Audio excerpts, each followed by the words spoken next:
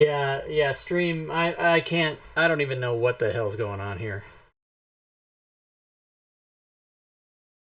Now I'm happy to just abandon the video thing and just try to get the stream. Yeah, there's audio, but the black screen is there, and I don't know why.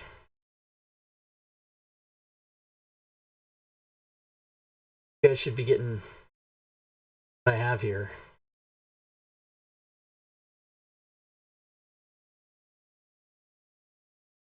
Abandon all hope.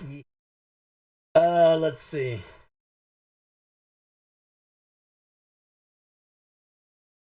Why does it?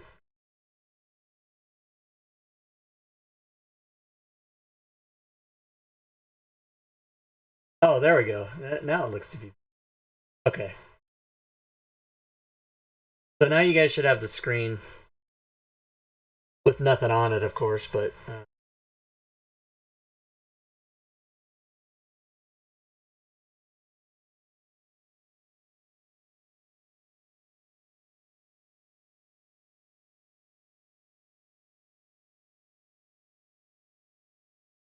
Oh, there we go.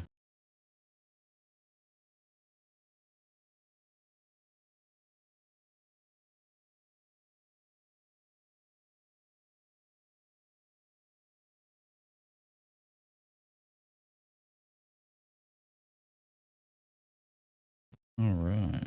Somehow, Pernicious Pilfer got out, but There it is.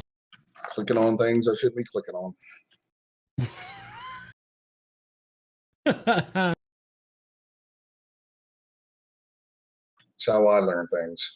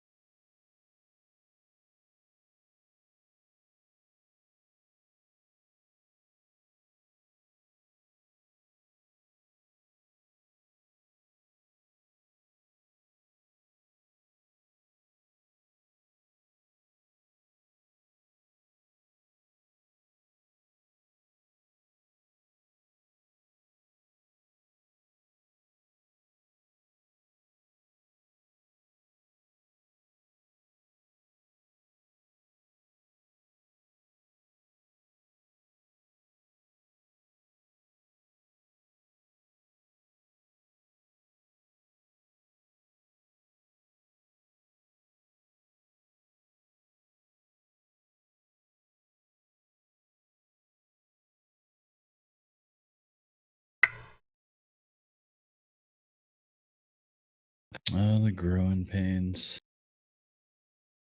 Growing pains. Still have not heard back from Andrew, so yeah, we're gonna get going.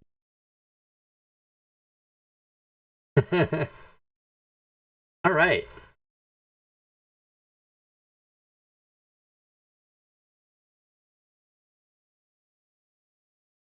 God, I don't want.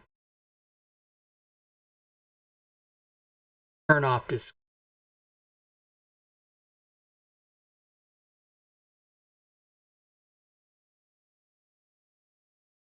Should we try and connect again?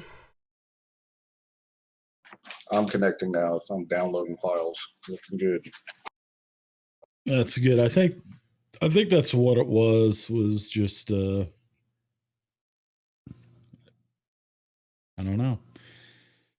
I think it was just my computer was running for too long. Sometimes when that happens, it seems like something with Fantasy Grounds goes wonky. And plus, during the 2 weeks that I haven't reset my computer, I've probably opened up Fantasy Grounds 100 times. And are you streaming this, Rob? Can people hear me? Yeah, okay, they can hear you. Yeah, so you're about to say all the bad stuff about Fantasy. No, because I'm using another program too. So I think just kind of going back and forth between Fantasy Grounds Classic and yada yada yada, some other gotcha. new Fantasy Grounds program. So I think that kind of might just throw it off. I'm not too sure, but it seems like every time I reset my PC, it seems like and plus in support, I've also asked people to, hey, can you just, I know this sounds really weird, but can you just reset your computer, reset your router, and voila, it happens. So Sure. It's a lot of my fixes anyway, I should say. Minimum just fixes. resetting. Yeah. Sometimes a good reset will fix it. I went to the little Mexican grocery store that we have. That's like right across the street. I just literally. Can't hear you, but it looks good. Oh, can't hear me? No way. I can hear Are you. serious? Yeah. Can't No, hear I me? can hear you. I can hear you. Oh, okay. Yeah, I got a little Mexican bolo sandwich that I'm gonna have for dinner. Oh, they're so good. Nice. I think they put crack cocaine in them. I got a box of unopened milk duds that I'm going to chow on. Oh, I haven't had milk duds since I was a kid. I have Same tortilla T-Duds. chips. Mm. I can't have milk duds anymore. Why is that? I had a liver transplant in 2014, Oh, and yeah. my dental hygiene once I got sick plummeted. So I have false teeth now Understood. since I was 48.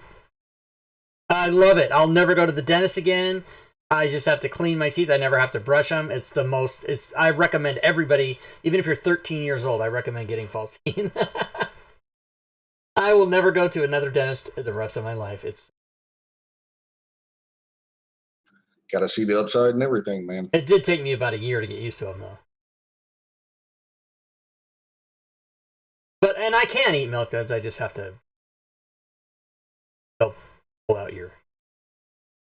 Oh, fillings and stuff. Yeah, you can't really eat milk duds. I don't chew on them. Yeah, my neighbor got me Let 'em dissolve. for my birthday. My neighbor got me a box of milk duds, and I was like, "Thanks." And by the way, I did eat them all, but I have to suck. So good. My favorite candy bar used to be Big Hunk. Do you guys know Big Hunk? No. That's It's my like- nickname. It's actually, Big Hunk. it's Big Hunk is like it's like a long thin and it's basically nougat and peanuts, and that's all. There's no chocolate around or anything. And it is the best tasting thing, but it's like a long stick, and then you bite on it and you pull, and you'll rip your face off if you're not careful. It's just so good though. Kind of like a sugar daddy. You remember those things? Yeah, it's the same type of, not as like Sugar Daddy's a little more tougher to rip and tougher to tear, but yeah, kind of like that. All right, so now I'm gonna. Is it make like a this. long brown? It's long big, and long brown it's square I beg your rectangle. pardon. It's long and white. Yeah, it's long and white rectangle with peanuts in it.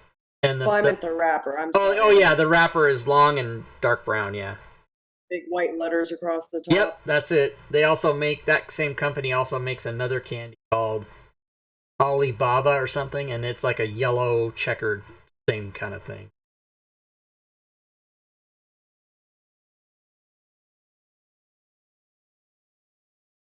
Get the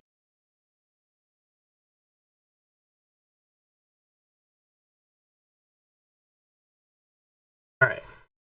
What did I do? Do I roll 4d6? Do I win? What happened? Yeah. I won. No, Awesome. 46. That was. Did you say 46? I didn't hear that. Yeah, I said 4d6. Are we doing 3d6? I don't know what we're doing. I'm so excited. Yeah, we're doing 36 straight on down the line. Oh yeah, real was Charleston Chews were good too, but you had to pull on those, and then Charleston Chews came in vanilla, chocolate, and strawberry. You There's ever some. try one of those cowtails? Oh yeah, those are they had cowtails and then like black crows or something. Company that made all. Yeah, when I was a kid, I used to love like chew that would rip your teeth out, and then my mom was right. She said, if you do that, all your teeth will.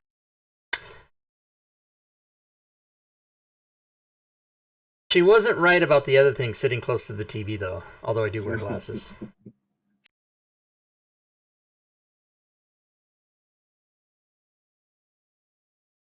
Great takes. What's up?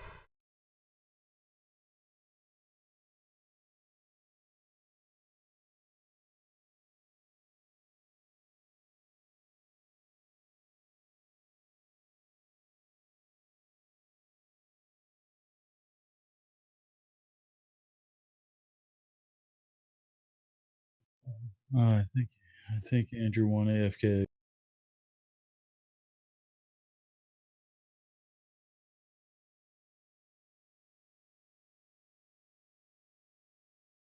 Oh, weird. If I have the Fantasy Grounds on the stream on my OBS, and then I change the Fantasy Grounds screen so that it's not full screen, it doesn't capture any of it. That's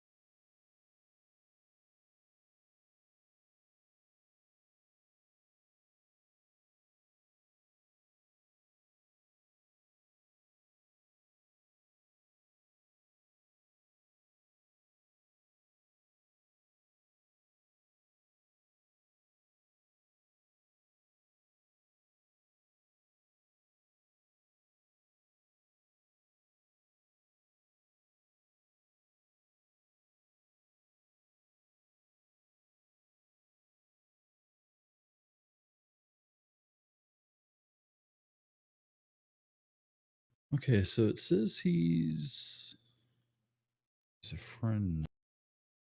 There it is. He finally showed up in my list. Awesome.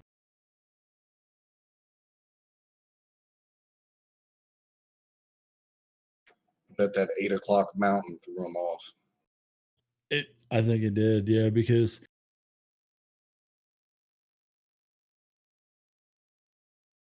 We couldn't hear you. oh, you can't hear me now? Oh, now we can.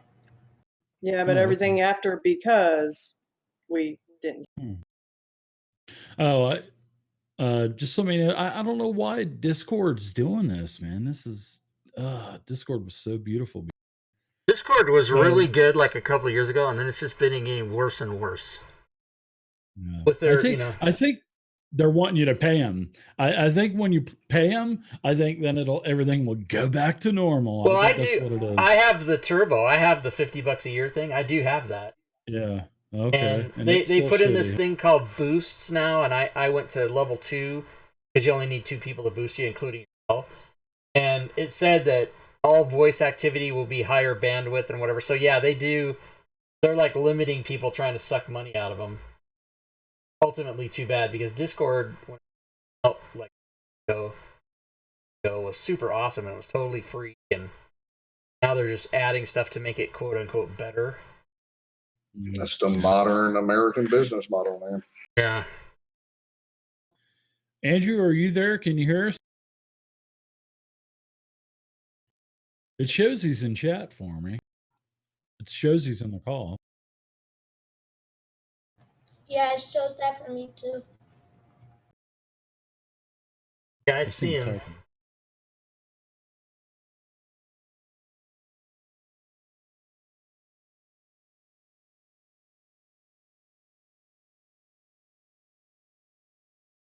Also, when my camera does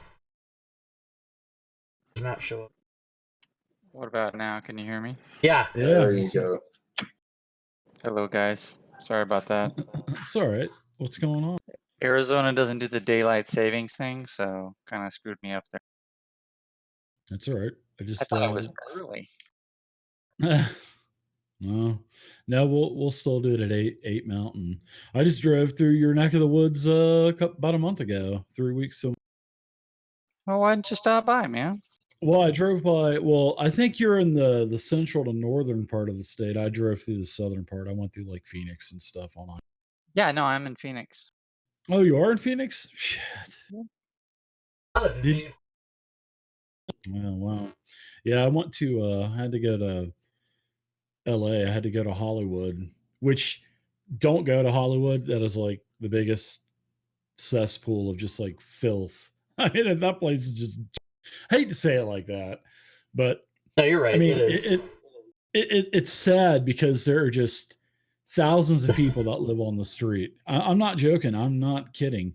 You know, these homeless people have tents up.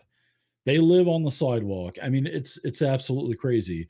There were city workers in hazmat suits cleaning up after, like, it's just people just passed out everywhere. It's just, wow. I couldn't believe it. I was like, I miss El Paso already.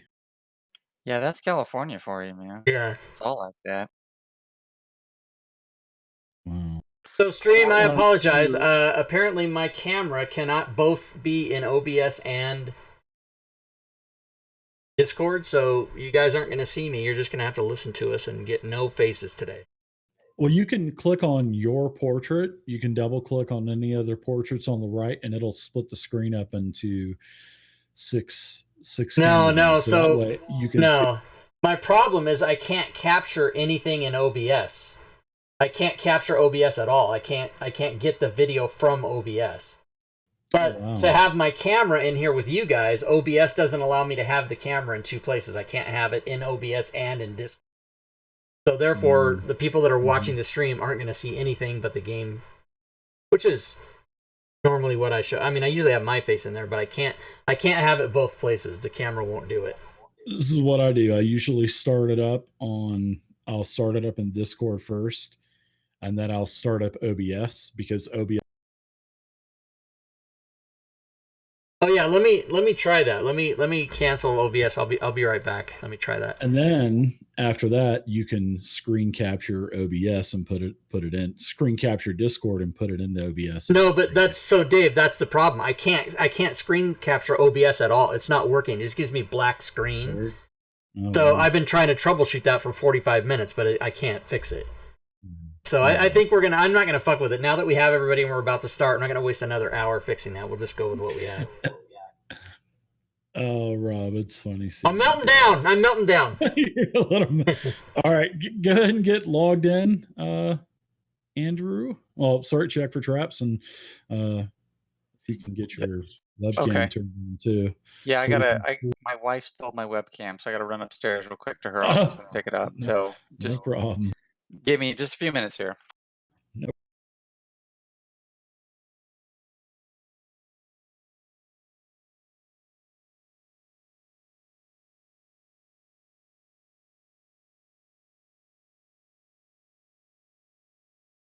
Yeah, I'm excited. I can't wait to do this.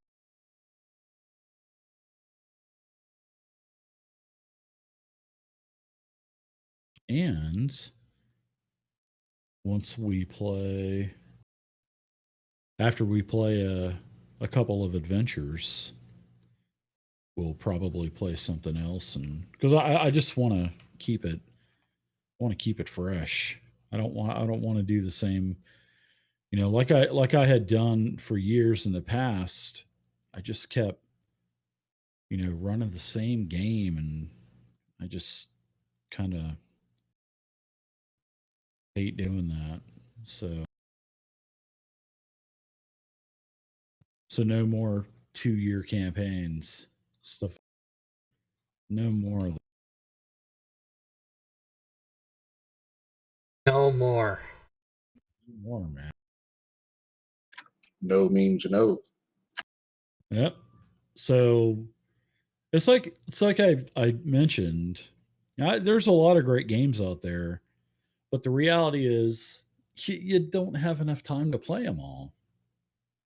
So we're primarily going to play basic Dungeons and Dragons, that's for sure, and then we will take a break, play a little bit of maybe Savage Worlds, and then go back to basic D&D, and then take a break and play some Dungeons and Dragons 4th edition. 4th edition Essentials, which is a much You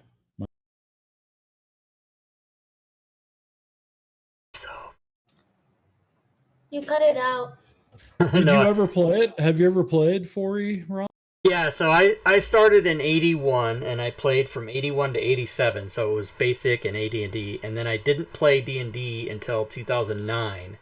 And I played 4th edition from 2009 to 2014. So I played it for 5 years, but it was awesome because I I hadn't played D&D for 22 years, and I was so happy to be playing D&D, and I was playing the new stuff, so I was pretty excited about it. And when 5th edition came out, I love 5th edition so much, and it was, it made me think of 4E as they were trying to do WoW. They were trying to do a video game as an RPG tabletop, and it's just so clunky and bad with combat and whatever. And again, at the time, I loved it because that's what there was. But now, when I compare, this is just my personal opinion. Other people feel differently. Obviously, you do. But when I compare 4th to 5th, I don't even ever want to see 4th edition again. I'm not saying I won't play it, but I just don't even compare to 5th edition. It's Yeah. Well, I think what hurt 4th edition for the people that actually had played 4th edition and come to the outcome that they didn't like it. From what I've talked to people, the thing that they didn't like was like all of the conditions that the powers did. Like you could give your, one of your party mates your charisma modifier as an attack bonus on their like next attack or the attack after that. So that's just like too much micromanagement. But Essentials towards 2010, 2011 when it came out, it basically streamlined all the classes to where it got rid of all the, you know, the 9 books of powers, the 9 250-page books of powers that just made the game not fun. And it just really, really kind of streamlined everything. So you could still do your big power attack with like 7 weapon damage or 8 weapon damage, but it got rid of the, giving this person this buff and giving this person another buff. And it just made it, a lot more player friendly. What's up, Check? Good to see you, man.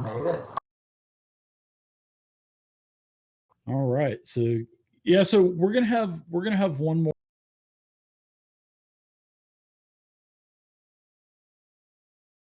And well, we're gonna do character creation tonight. I'm gonna get with a 6th player.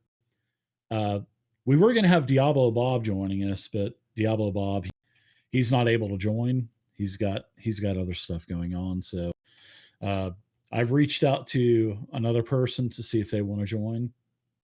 So hopefully by the time we start in 2 weeks, we'll have 6 people, which is about the limit that I want to go for basic D&D. But everything that's, everything for basic Dungeons and Dragons is basically for, 5 to 6 people. Yeah, didn't modules used to put on there for like 4 to 10 people or something? Yeah. Exactly. Yeah. 4 to 10. What a nightmare. Oh yeah, there are some things that, there's some modules that you need 2 clerics, 3 clerics, 2 magic users, a couple of rogues or thieves. Like, I'm just now learning to remember call them rogues. They've been thieves my whole life, but now they're rogues. Sorry about that. Now you're going back because they're still called thieves. They're called thieves in basic. Yeah, well, back when magic users had 1d4 for the hit dice, you needed a couple. Yeah, exactly. But the way that I plan on running the game anyway, I mean, we're going to have plenty. You'll have plenty of consumables, and don't let. I mean, of course, there's no doubt about it. There are going to be characters dying. I mean, there's no doubt about it. But there's ways around it.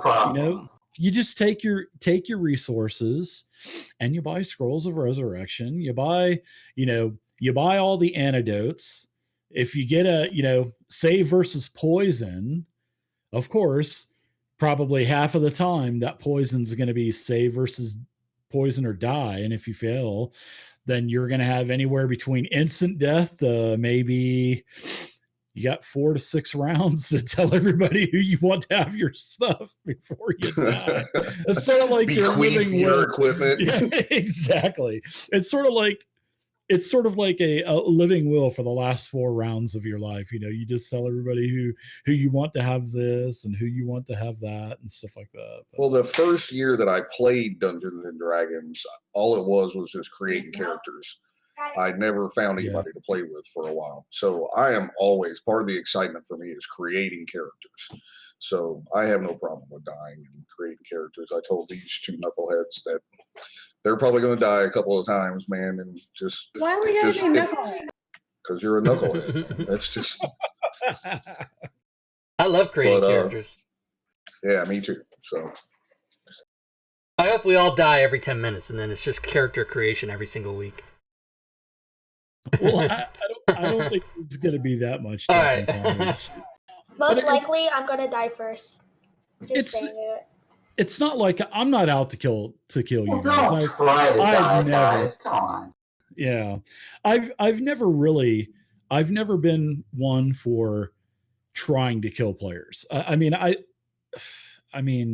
I've had a handful of deaths in 6 years of running games, so I don't have many, but because I don't like to do it, and I know people get attached to their characters and stuff like that. Man, he's getting bigger, man. Oh yeah, a big boy now. He's 3. He wants to start playing some D&D. Yeah, he was had a little sword fight with an imaginary dragon earlier today. It was great. Uh-oh.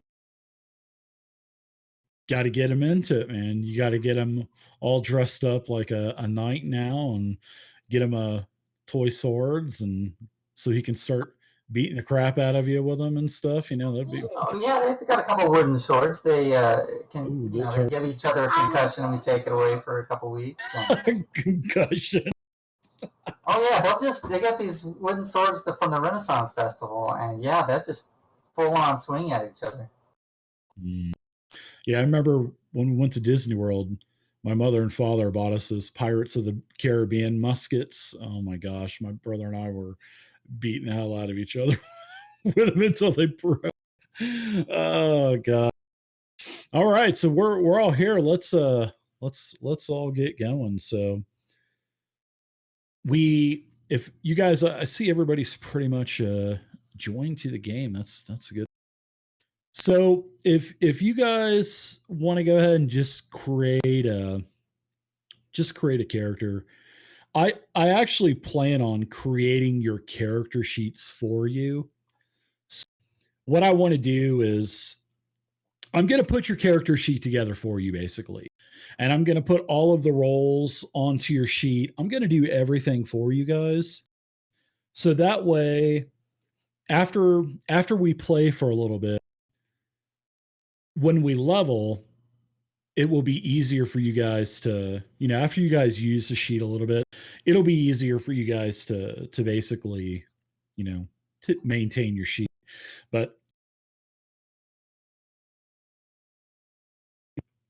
so I know all of you guys have used 5th edition rule set. There's no automation. I mean, so you're really going to need to, plus I like this because you're gonna learn your character. When you get used to all the automation and everything, it kind of makes you a little lax on learning your character, because you see in the chat, oh wow, it added this, it added this, it added this, it added this to my character sheet. That's really cool. But a lot of the times, folks just really don't read that stuff, and then special skills and stuff forget to, get used and stuff. So yeah, are we gonna calculate our own to hits and stuff like that? I'm taking care of. I will take care of everything for you guys to create your sheet. So that way, afterwards, when your THACO goes down, all you'll have to do is change your THACO number. Or every couple levels, when your saving throws change to 5 saving throws, you'll change that. Or if you get a magic item, you'll just add in the 1+1 bonus into your macro. But there will be macros all over the sheet, so your saving throws will be done. Yeah, I'll take care of all of it for you. So tonight we are going to roll, and I had mentioned previously. You missed this one, Andrew, because you were taking care of families. But the way we're gonna do abilities, and I'm sure you'll appreciate this being an old school player. We're gonna go right on down the line. Check for traps. Your first 3d6 roll is going to be your strength roll. then your second 3d6 roll is going to be intelligence or dexterity, whatever it is. I think that'll be pretty cool. Yeah, that's old school. That's how we did it, man. It is, yeah. So instead of doing 46, because you know what, 40 in my book, playing classic, that's cheating, man. So because you get that extra roll half the time, that extra roll is going to be a 5 or a 6, and then you're going to have like 18s all the way down, or an 18-100 strength, that crazy kind of stuff. So what I decided that we're going to do is I'm going to let you guys roll 7 times, even though there's only 6 ability scores. That 7th will be like a wild card, and I'm going to let you take that your 7th roll, and I'm going to let you change that with any one ability score that you roll. So we'll do your 6 all the way straight down, and then we'll do like a bonus roll. But if you're You cut out, Dave. oh yeah, this goddamn Discord, man. But yeah, after you roll your 7th, well, after you roll your 6th, we'll do a 7th roll, and then if your 7th roll, your bonus roll is a 3. Sorry about your luck. You should have rolled better. But yeah, I'm excited about doing that. So we're gonna, like I said, we're gonna be using the rule cyclopedia, and there are the 4 core human classes, which are the cleric, the fighter, the thief, and the magic user. So you guys can do those. There's really no minimum scores for those. Whatever you roll, you can play, because I think the minimum is like an 8 or a 9. And when we roll our ability scores, if you guys, there's no we'll up that to an 8. So you'll have at least an 8, and that that it's really not supposed to be like that, but you'll still have at least an 8 minimum in an ability score. So we'll do 3d6, minimum of an 8, and maximum of an 18. And like I said, this is not Dungeons and Dragons 5e, so there's no optional point buys or anything like that. It's like you roll, that's what you get. So we're going to be playing in the world of Mystara, which is the default world for basic Dungeons and Dragons. We'll be starting in the known world somewhere, and we'll kind of hop around. I have all of the gazetteers. So I've gone through the gazetteers, and as we kind of explore the world, which is like, we'll never get through it all. There's, like 1,500 pages of gazetteer content. But in all 14 gazetteers in the box sets, there are more classes that you can add to the rule cyclopedia. So like I said, there's the 4 human classes, the 4 main core classes, anything in the rule cyclopedia. So if you roll good enough, you can even play a mystic, which is like the monk. And that's like the best class in basic D&D. It has like the most stuff. You can play hybrids. There's also a druid. But the druid, you got to be a level 8 cleric before you become a druid. So that can happen down the line, but not off the bat. Then there's the humanoids. There's the dwarf, which is like a fighter. There's a halfling, which is like a rogue. And then there's the elf. And the elf is sort of like fighter and magic user. But the hybrids... Lost it. Can't hear you. Oh, Lost that hybrids. Yeah, the hybrids, they're a little bit harder to level. There's more XP involved with them.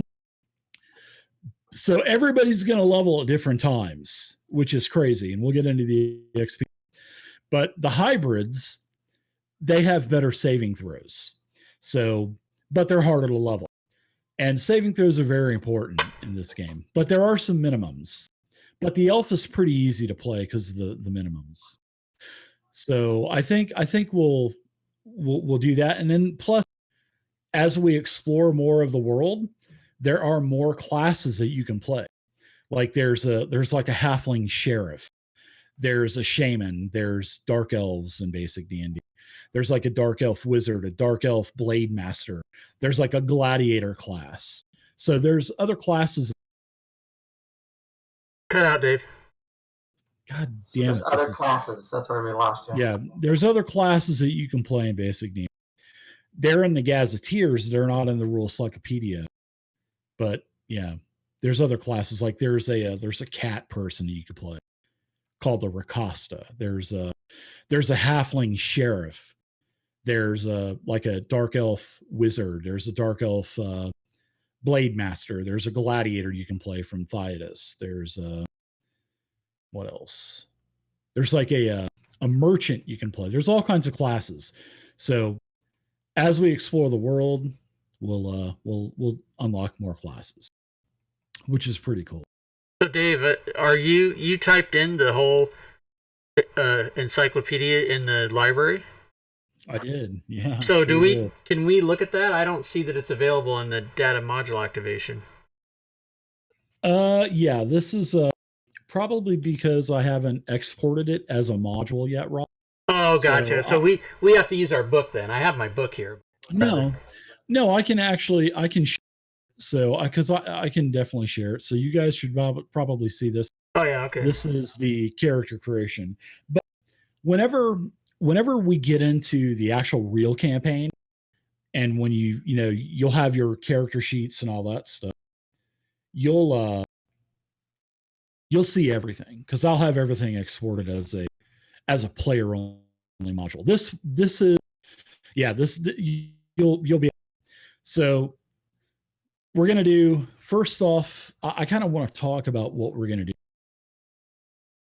So you'll see me unpressing the button every periodically because this piece of shit keeps cutting out. I think because I know it's not my equipment, that's for sure. No, it does that for me too. I hate it. That's why I'm on voice activity now.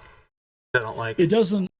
Oh, you know what? I should probably do that. Let me switch over to voice active, and then I'll turn up the sensitivity on my. So you just can't hear me breathing and stuff. Breathing and stuff. No, I like it. I like it. Oh, easy. 1 sec.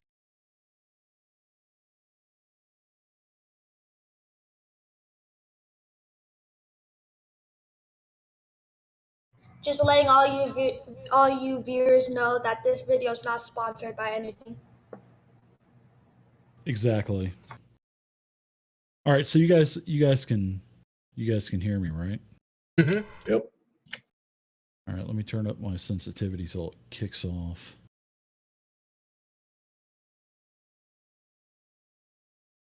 All right, I think that's pretty good.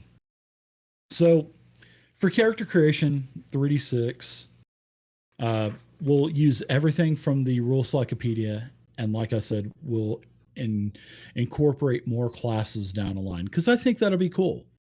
Maybe you want to take a break from your fighter and maybe play a halfling sheriff or something like that. I don't know, something crazy down the line. Let's see. We'll do the 7th roll at the very end. We're also this is another good one. You roll for hit points in basic D&D. I'd feel really super bad if you were playing like my buddy Franklin. That's going to be joining us, actually. He's going to be playing with us.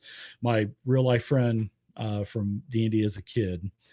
He's going to be joining us in a little while, a couple months probably.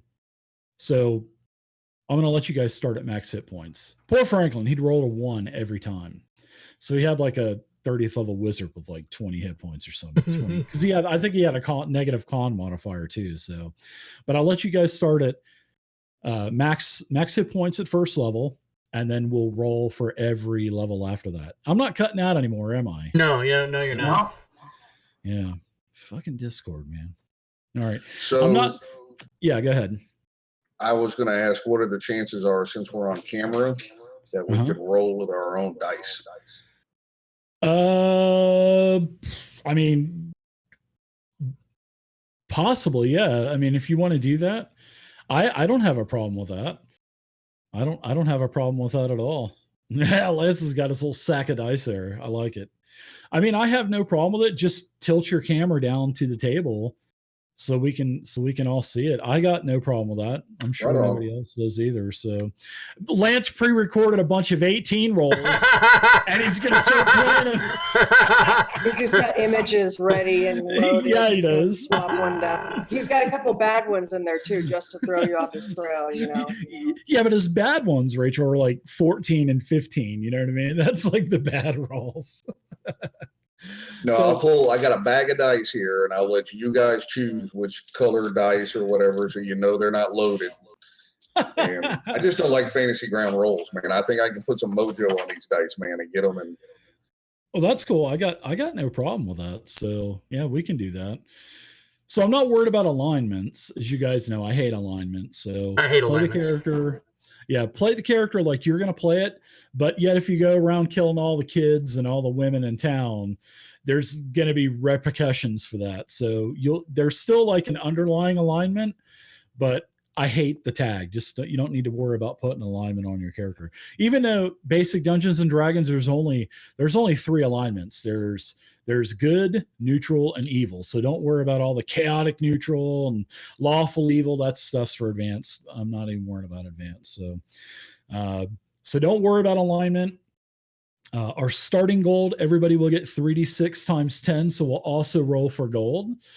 And I'll also give you 1 random consumable. It will either be and it'll be something that you found along the way, maybe a potion or a scroll. So it'll be one of the 2. So you'll get 1 consumable to start. So I mentioned that we're going to do spell slots a little bit differently in basic D&D. I like in 5th edition and Pathfinder 2 how you can take your spell slots and cast anything you want that you can cast. So for clerics, it's not like there's, this is basic D&D. There's like only 14 first level magic user spells compared to like 40 or 50 in advanced and the other higher editions. And then there's only like 7 or 8 cleric spells.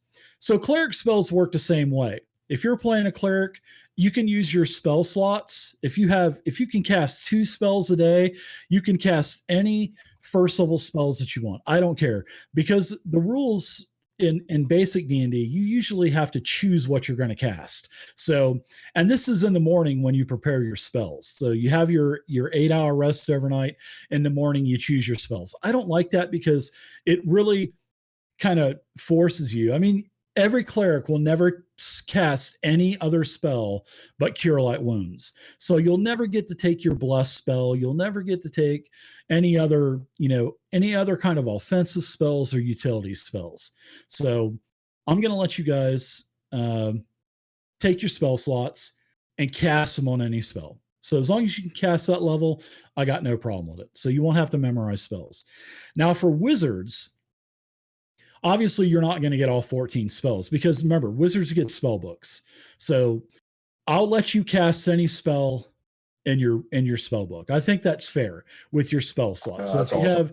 You have, and you're going to get to choose, you get to choose one of your, as a wizard, you're going to choose one spell, and then I'm going to randomly roll one spell. So, I'm sure we'll do the random spell first, the random roll. So it will give you that chance to get magic missile or something like that. Because I don't think I've ever met a wizard that didn't take magic missile, because it's like a guaranteed damage spell. There's no rolls, there's no saving throws involved. So I'll do that for the wizards. So we'll do that. Henchmen, hirelings, retainers, those are all big in basic Dungeons and Dragons, but with a group of 6 players, we're not going to need any henchmen or anything like that. Now, if you want to bring on a squire later on, I don't care. You guys can do that. If you want Patsy clicking coconuts behind you, I don't mind. But that henchman or hireling or retainer will not have any kind of offensive value. No fighting, nothing like that. So, because we're already going to have 6 people in a group, that'll be plenty. But if you want Patsy clicking coconuts, I'm totally cool with that.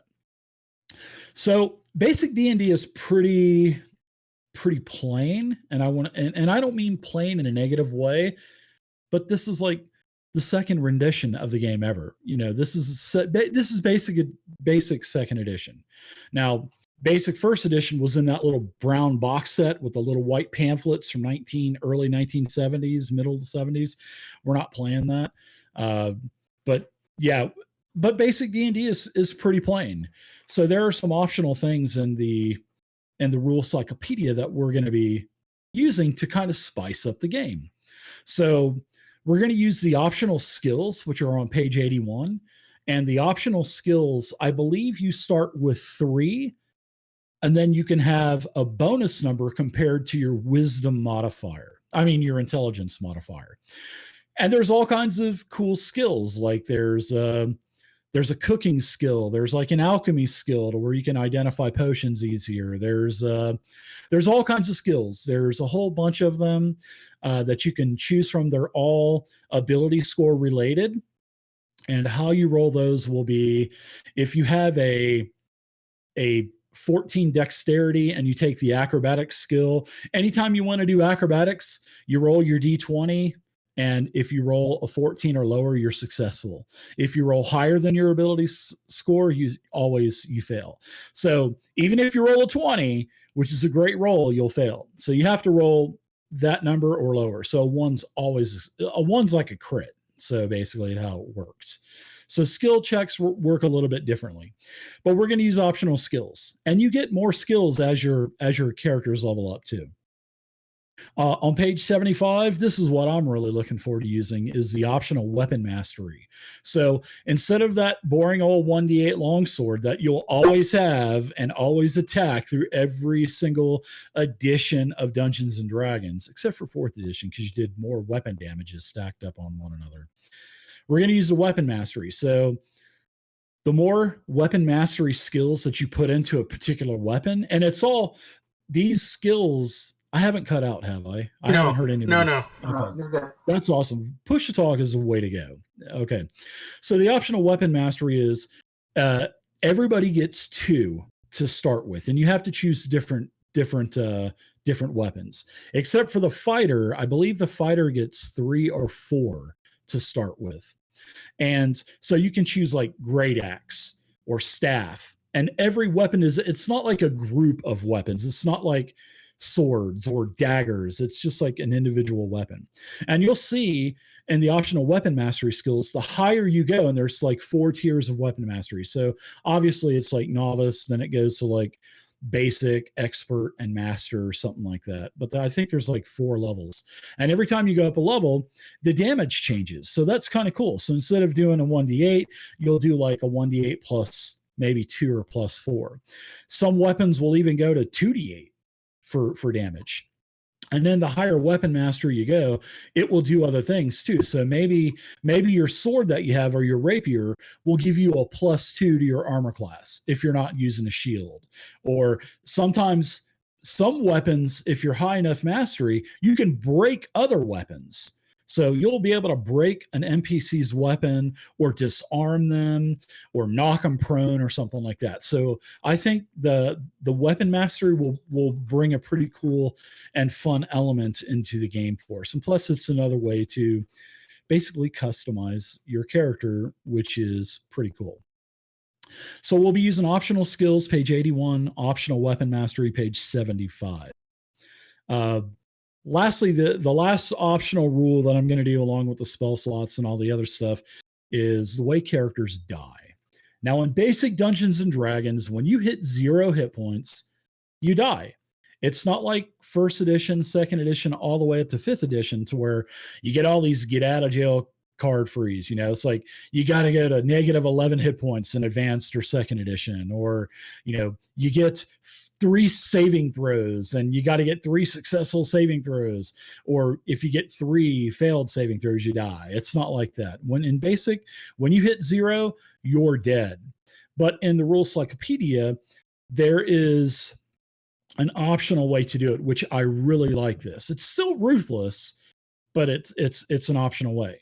So basically, when you go down to 0 hit points, you're going to have to do a saving throw versus death ray.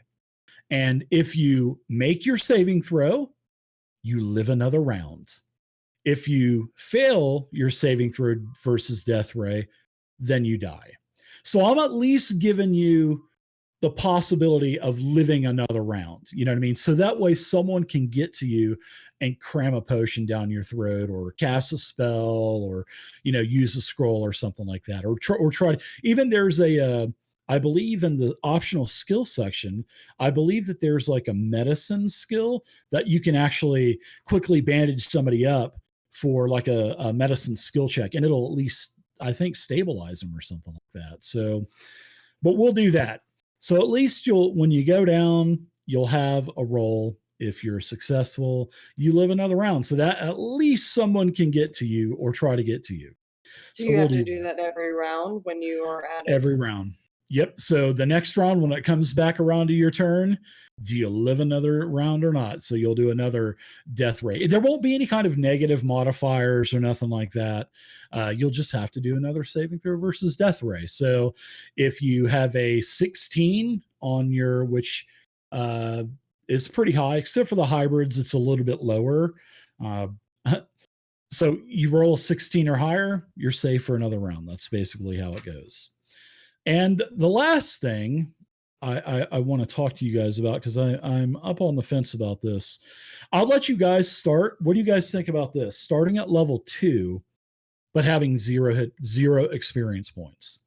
And you'll have to really get enough experience to get to level 3 before you level again. So I'm going to give you a free level, but you'll be 0. Because honestly, if we were to all start at 1 and people have like 4, 5, 6 hit points, there's going to be a lot of, and I want there to be, you guys are definitely going to be worried. I mean, believe me. I mean, two orcs or one orc can destroy like a first level party. So you guys want to start at level 1, or do you want to start at level 2 with a zero XP? So that way you'll have to really get to level 3 before you get another level. So it's going to be a little while, and another thing about experience, since we're on the topic of levels and all that stuff, it's not like D&D 5e where, oh, you've played a chapter, that's great, congratulations, you're automatically level 2. So there's no milestones, and every single class has a different XP pool. So the easiest classes to level are like the cleric, the fighter, and the thief. So they may take 1500 XP to get level 2, but an elf, on the other hand, or a dwarf, they may take 3,000 or 4,000 XP to get to level 2. So some classes may be level 3 by the time another class hits level 2.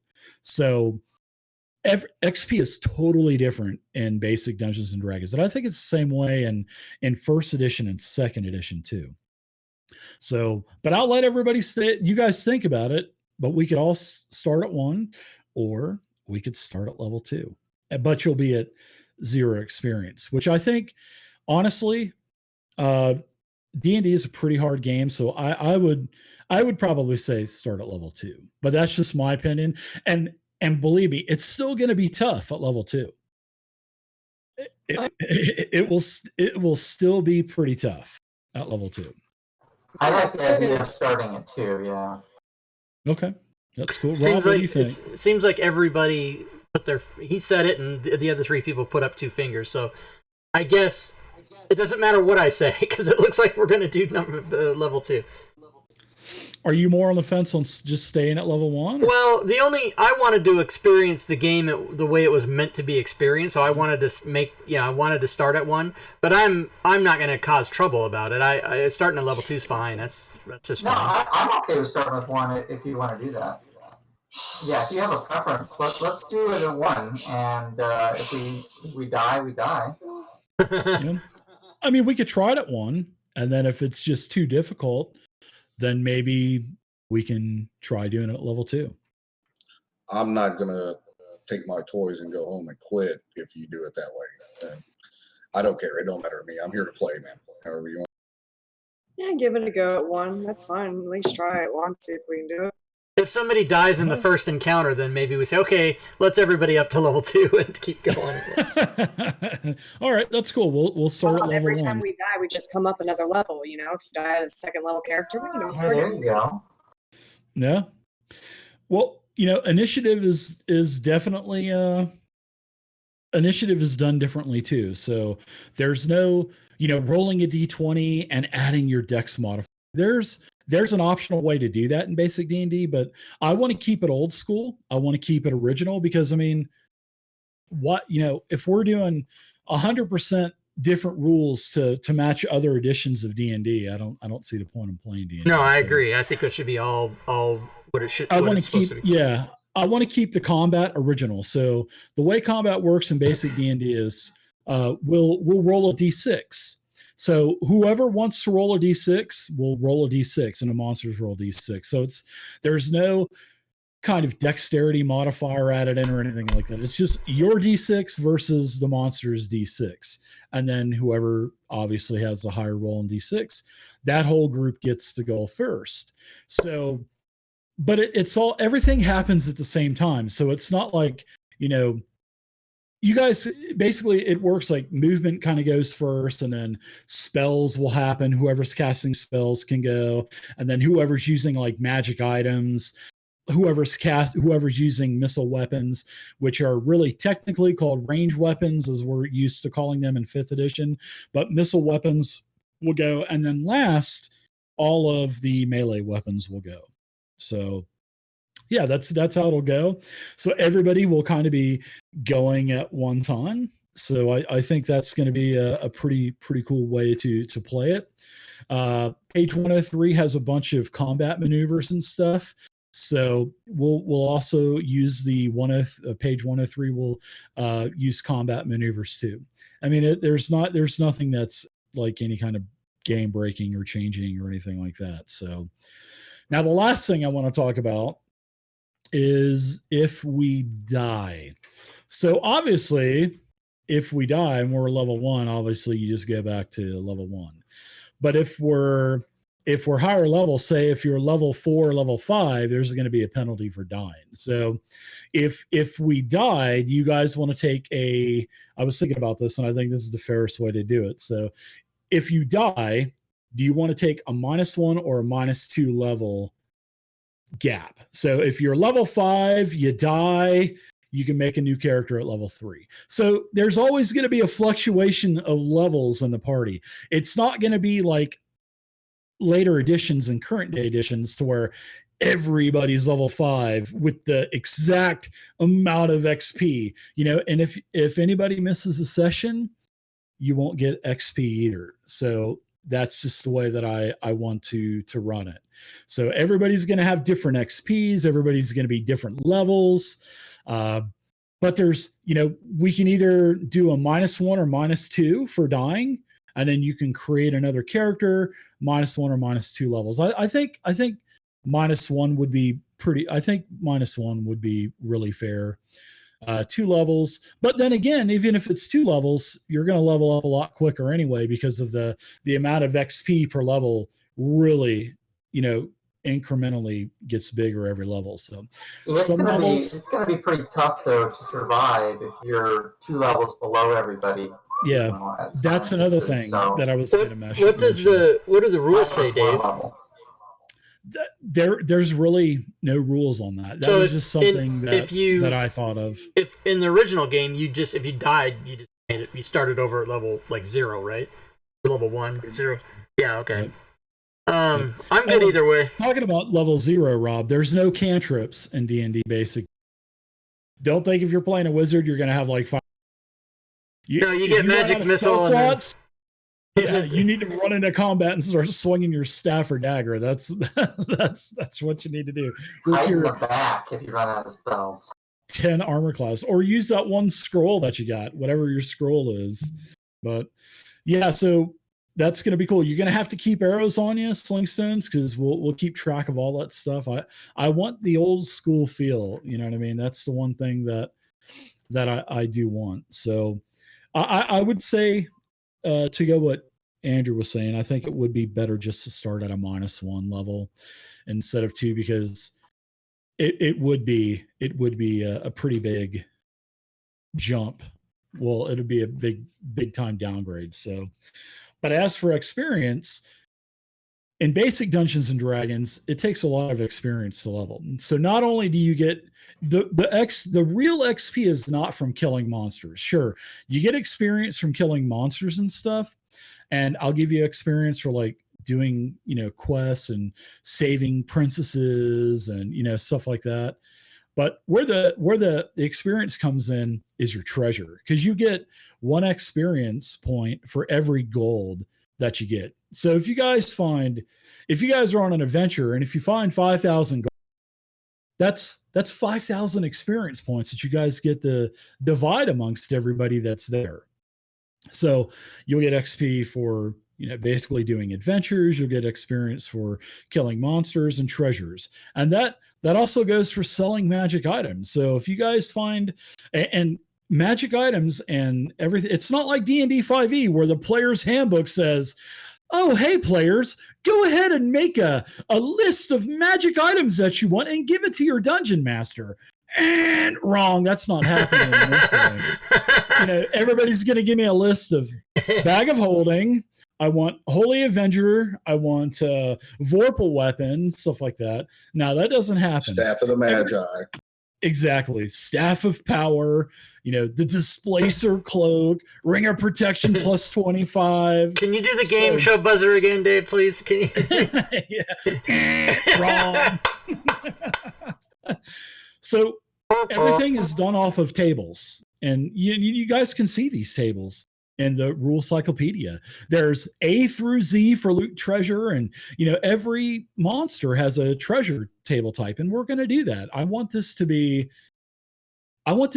as genuine and authentic as I can, but with the optional stuff to kind of spice up the combat and stuff, like the optional skills and the weapon mastery and the maneuvers. I think that's cool. And a lot of maneuvers you can't do until level 9 anyway. So, it's not like you're going to be able to start doing like smash attack at level 1, but smash attack is awesome. If you can get smash attack, it's -10 to hit. But if you hit, you add your entire strength score in for damage. So if you're a fighter and you got 18 strength, it's your handy dandy longsword plus 18. So, but it's -10 to hit. So, but as you get higher, your THAC0, which we'll talk about in just a second. So, but yeah, that's how we're going to do it. If you get magic items and stuff, if you keep a magic item, I'll give you a little bit of experience, but you'll get experience. The party will divide all of the items that are sold as well. So everything will be divided evenly. And also, hey, I want us to do some good RPing and everything. So,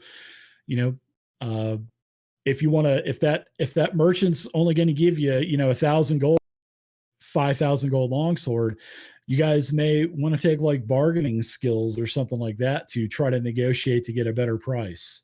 And speaking of RP, if you guys have any kind of because I'm gonna get a little cool. I'm gonna wear some like helmets and shit like that. So if you guys want to throw on some elf ears or whatever, I'm totally cool with that. So yeah, let's do it. Let's have fun with this, and we're gonna play basic D&D. So I think I pretty much touched on everything. So do you guys have any questions for me about Not yet. Sly in chat, Sly mentioned encumbrance. Yeah, encumbrance is based off of your strength. So it's not like newer editions where if you're a dwarf, you're going to be able to carry an entire castle and the kitchen sink on your back. It's not like that. So encumbrance is much stricter, and it's more realistic in basic D&D. But magic items, everything's going to be randomly rolled. So, some things I'll say, this would be cool for maybe down the line or something like that. But yeah, everything will be randomly rolled. So, and also when we train, we're going to have to pay, just like the player's handbook says. So when you get to level 2, you're going to have to train. I like that.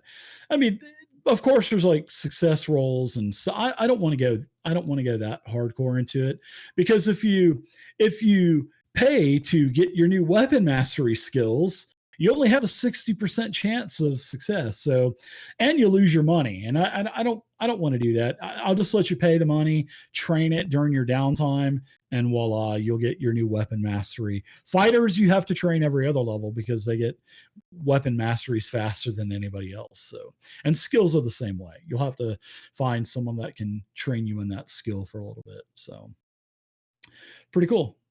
You guys have any questions about basic D&D? So far, so good. So far, so good. All right. Well, the other major mechanic about there's 5 saving throws basically, and there's a saving throw versus spells. So maybe I'll say, hey, do a success. You got to do a saving throw versus spells, or there's a spells, rods, and magic wands and stuff. So there's a saving throw for those. There's a saving throw for paralysis or petrification. There's a saving throw for dragon breath, and it doesn't matter fire. Everything is under the same umbrella, just whatever. And then the 5th one, I can't think of. Yeah, I've played basic D&D before, but anyway, there's 5 saving throws. The way you hit is called Should be Thaco. polymorph, I think. Polymorph, that's it. Polymorph, yeah. So there's Thaco, which Thaco, THAC 0 is abbreviated to hit armor class 0. So as everybody's used to, from 3rd edition, 3.5, 4, and 5, the higher number your number is, means that's good. So, when you're a level 1 fighter or cleric starting in heavy chainmail or plate mail, and you got like a 300 armor class at level 1 and nothing will ever hit you, it's not like that in basic D&D. It starts at 10, which 10 is you wear no armor at all, and the lower your number, the better your armor class is. So if you have leather armor, I believe leather armor is 7 armor class, or I believe padded is 8 and leather 7. So the lower your number, the better it is. And you can even go into the negatives too. And a lot of the monsters will have negative armor classes. So if you're thinking, oh, great, how do I calculate this Thaco? It's really easy. Every class has a 2-hit armor class 0. And everybody, I believe, at level 1 is 19. I think the fighter may be 18, but so if you have a 2-hit armor class 0 of a 19, that means you got to roll 19 or better to hit someone with a 0 armor class, which is pretty good. But at first level, I don't think you'll ever see a 0 armor class. Usually everything's about 7 or 6 or something like that. So if you are trying to attack, we'll say that you're going to attack some maybe a bandit that's trying to rob you on the road, right? He's got a 7 armor class. And if you have a 19 Thaco, you take that 7 and you just deduct that from your 19. So 19 minus 7 is 12. So all you have to roll is a 12 or better to hit that bandit with a 7 armor class. So that's really easy. And it works the opposite. If you're, if you got a 19 Thaco and you're trying to hit someone negative 2 armor class, then it's just reverse. You just add 2. So you would literally need a 21 to hit that.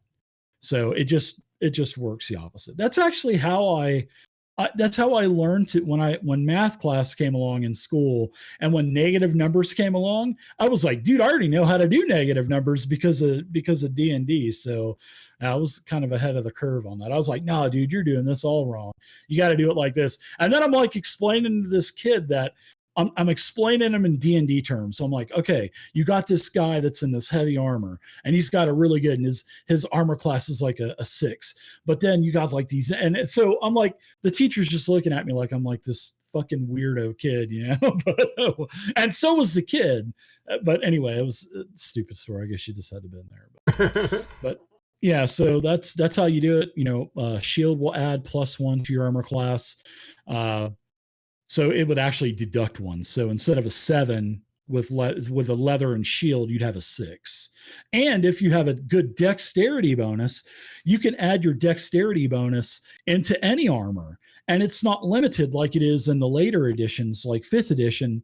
If you got a heavy armor, you can't add any dex bonus in because it says no dex bonuses with heavy armor. But it doesn't matter in basic D&D. So if you have an 18 dexterity that has a +3 modifier, you can add that +3 modifier and deduct 3 from your AC. So you would literally have a 7 AC -3, which would be a 4 AC. And if you even have a shield, you'd even be at a 3, which is pretty cool. So yeah, your AC will definitely modify, changing, if you guys want to take normal swords and stuff like that, if you guys want to gather everything up and buy a wagon and throw all the stuff that, like all the suits of armor that you get from killing people and stuff, I don't mind that, but you're not going to get full value for it. You're going to get like a 5th value. So if it's like a 20 gold suit of armor, you'll get like 4 gold for it. I'm cool with that. And then after you sell it, you'll get that experience too. So that's how it'll work. So then attacks are all based off strength modifier, right? Correct. Any melee is based off of strength. Yes. So even if you're a rogue using a dagger, yes, it's strength based. There's no finesse or nothing like that. And all missile weapons are dexterity based for the attack rolls. Okay, Except for, I believe, the hand-thrown weapons, like hand-thrown daggers and axes and throwing hammers, that will still take, I believe, a dexterity bonus modifier to hit, but then because it's thrown, it'll use your strength modifier to calculate in the damage. So I believe that's how it works. I'll have to reread that, but I think that's the way it goes. So you guys and gals have any other questions? Let's do it. Excited. You guys ready to roll some characters up? Let's do it. I'm so excited. Ready? All right, cool. So I have got in fact I need to get out a handy dandy sheet of paper, and we're only going to make one character. I was going to do a bunch of, but I'm thinking, well, if we do that, and Lance has a bunch of bad rolls, and then the second character he rolls 3 18s. Lance is going to want to get his first character killed so he can use the character with 3 18s. And I'm like, you know what? We're just going to do one character at this point in time. And this, I showed you guys this earlier, but this Mexican sandwich that I bought from the Mexican market across the street from my house. Calling your name. This is calling my name, dude. I can't wait to smash that jalapeno on top. Well, you want to take like? Dude, I love Mexican food. No, I'm good. No, no, hell no. That can wait. It's been sitting out all day. I can, yeah. Well, I ain't gonna lie, man. Here in a couple minutes, I'm gonna heat up a burrito that I got, and I'm turning my camera off because I'm not eating it. You know what I'm saying?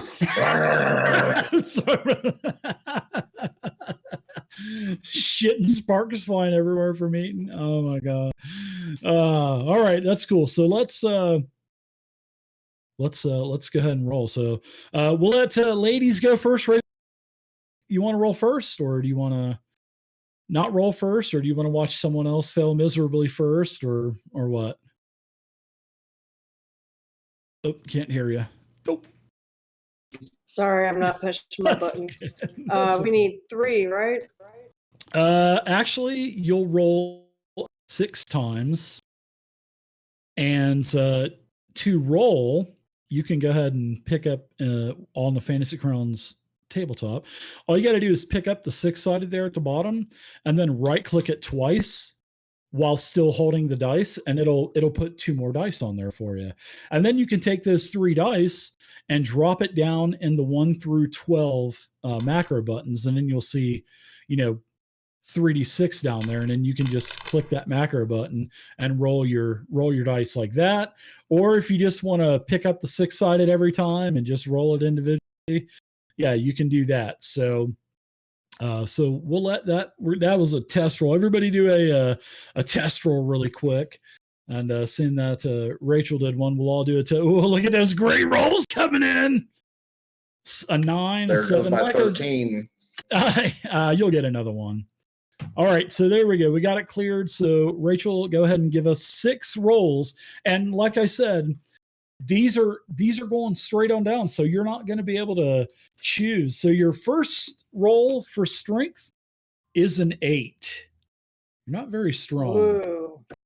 So your first roll for strength is an 8. And let me check out before you roll again. Okay, so next is going to be intelligence. So let's see your next 3d8 roll. Wow, another 8. So next is going to be wisdom. So let's see what your wisdom stat is going to be. A 9. So you got an 8, an 8, and a 9. That's okay because this is perfectly normal for basic D&D. All right, next, very important score for armor class, dexterity. If she gets a high dexterity, we know she's going thief. So, all right. Oh, another 8. What the hell? Next, Are there bards in basic D&D? there are no bards in basic. You know what? Actually, there is a bard in basic D&D, but it's not available right now. We haven't unlocked the achievement yet for the bard. So next is Constitution. So are you going to get any kind of hit point bonuses? Not bad. You're going to have a 13. By the way, everybody, the average roll on 3d6 is 10.5, so everybody knows. I think Rachel's a little bit below that by a tad. All right, last roll.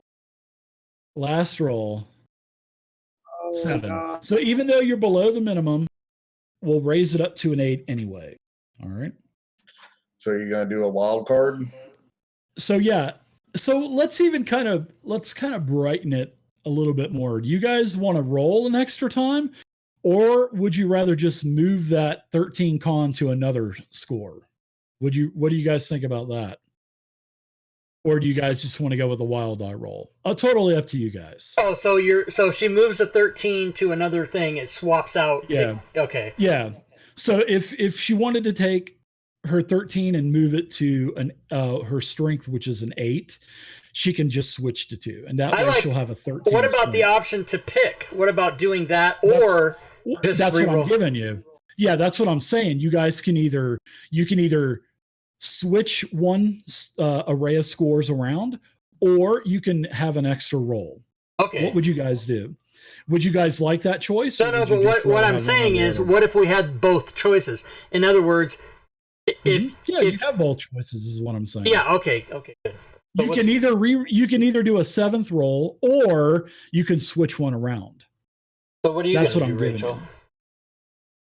I really don't know. I think I'll probably swap it though for the strength. That doesn't sound like a bad idea. Okay, so let's. All right, we'll swap that around. I'll put. So 13, 8, 9, 8, 8, 7. Or well, no, 8, 8, 8. Yep. 13 strength, 8 intelligence, 8 wisdom, 8 dexterity, and I think dexterity will grant you a -1 on your AC. Well, she has a 9. She has a. You said 8, Dave. She has a 9. She has a 13. She has an 8 strength, 8 wisdom. I'm sorry, 13 strength, 8 intelligence, 9 wisdom, 8 dexterity, and an 8 constitution and an 8 charisma. So yeah. So that's a -1 to AC. Yep. No, a And +1. a -1. It's a +1 in everything except for strength. Well, you get a -1 in hit points too, because you got an 8 constitution now too. Ooh, brutal. This is just how brutal basic. But see, there's other charms and stuff that you can get that'll raise up ability scores too. So it's not like you're always going to be stuck with like an 8 on this and 8 on that. So, when I drop that charm that lets everybody raise their strength up by 1, oh my gosh, I can't wait to see the fighting for that. There would be like five dead characters, and the last one will consume the charm to get the +1. All right, so all right, Rachel, that's you. So who wants to go next? Not me. I'll go. Rob? All right. Here we So go. let's see, Rob. It's up for you. Your strength roll is going to be. All right, here we go. Oh, hold on. Okay, there you go. All right, so you'll have an 8 strength. Intelligence, 8. Wow. Wisdom, What the 8. fuck? Did you say average was 10? Average is 10.5. So your dex is wow, your dex is an 8 as well. What is your con? Yeah, at least you got a 10 con. And your charisma is a 10. Okay, I'm gonna take this. I'm gonna take the 7th roll so I can swap one of these out. Now, right, good did luck. you? Now, if your roll's low, it's still going to be a minimum of an 8. So Okay, so you here can we at go. least switch out your 7, so Yeah. at least you'll have all 8s. Okay, Oh, so you I'll have got a 10 instead. All right. So what would you like your roll to go to? The 7. Okay. So you're going to have you'll have a 10 dex too. Okay, so what are the what's the order again? It's strength. Yep. You got an 8 strength, 8 intelligence, 8 wisdom, and then a 10 dex, 10 constitution, and 10 charisma. Okay, and can I? How do I signify that on my sheet? I don't see where to put the ability score. Oh, I'm making your character for you. I have. Oh, you are? Okay. Yeah. See, I have your stats.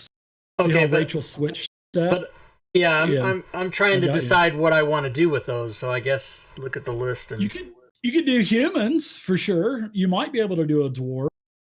I don't think you'll have the rolls for a mystic though. The mystic has pretty yeah, it's pretty 13. strenuous. Yeah. So who everybody's scared? Who wants to go next? Anybody want to go next in particular? Johnny, you want to go? I think he does want to go. He does. All right, let's go. You're up, bud. Your first roll.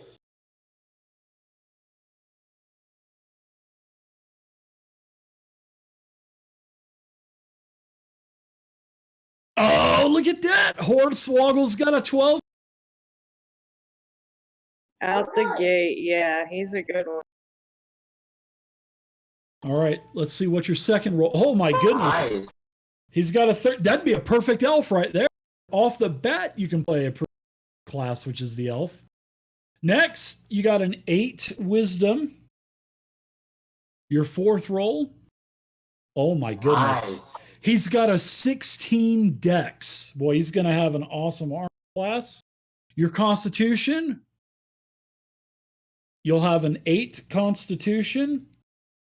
And your charisma, he gets an 8.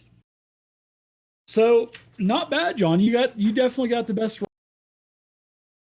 13 intelligence, an 8 wisdom, 16 dexterity, 8 con, 8 charisma. Now, what do you want to do? Do you want to switch any of those scores around to where you can play a particular class, maybe, or do you? Oh, you could actually play a mystic. I think he's got the stats for the mystic. What is the mystic? Dex and what else?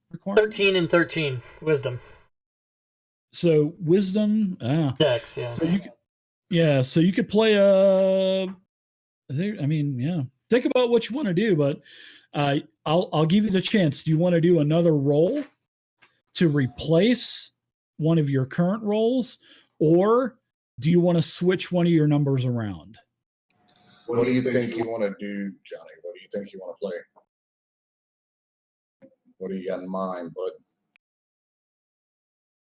Yeah, Rohan. Yeah, 8 is the minimum. I don't know what I want to play. How about we come back to you and you can think about it? All right. All right. Who's up next? Check. Yalla. You Yeah, want to I'll roll go. yours manually? Okay. Up to you. Sorry, I'm laughing at my stream. I asked them what I should do, and they said re-roll. Yeah. Wrong. So who's going, me or Andrew? You're doing it physically? It's up to you guys. Whoever wants to go first. Okay, I'll go next. I'll go next. Okay. All right. So your first roll, Andrew. Let's see what you get. Wow, 13 Not strength. bad. Intelligence roll. A 9. Wisdom roll. It's taking a long time to do it. An 8. Dexterity. A 9. Constitution.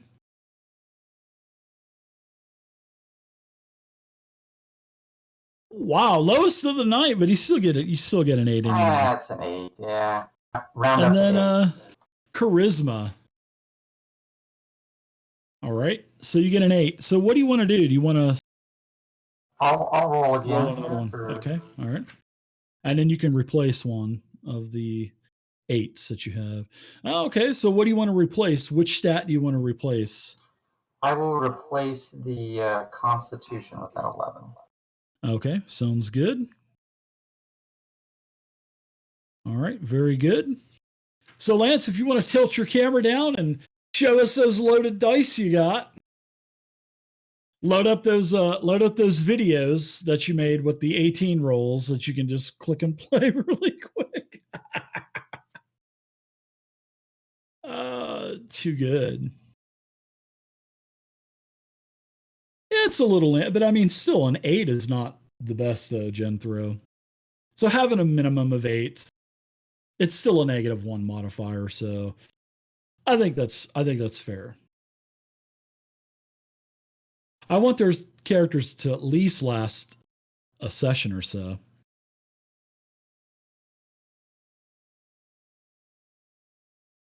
All right, let's do it. Good luck. I just saw a 6.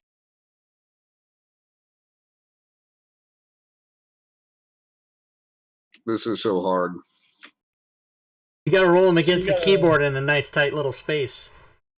Yeah. So you got a 4. It was a 4, 5, and a 3. But I'll re-roll it. 5, and a 3. No, that's I'll okay. re-roll it. No, that's okay. That's all right. Just yeah. Do you have a little like card box or a little thing you can? Oh, there you go. There you go. It looks. There you go. So you got a 4, 5, and a 3, which is a 12 strength. You got a 11 intelligence. All right, roll 3 will be an 8 wisdom. Dexterity.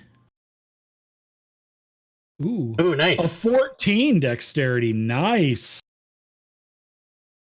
Constitution. An 8 constitution. And charisma, 18 charisma. Oh, wow. You got a 15. You got a wow, holy crap. Nice. So wow, you got a 12 strength, 11 intelligence, 8 wisdom, 14 dex, 8 con, 15 charisma. You want to switch one of the ability scores?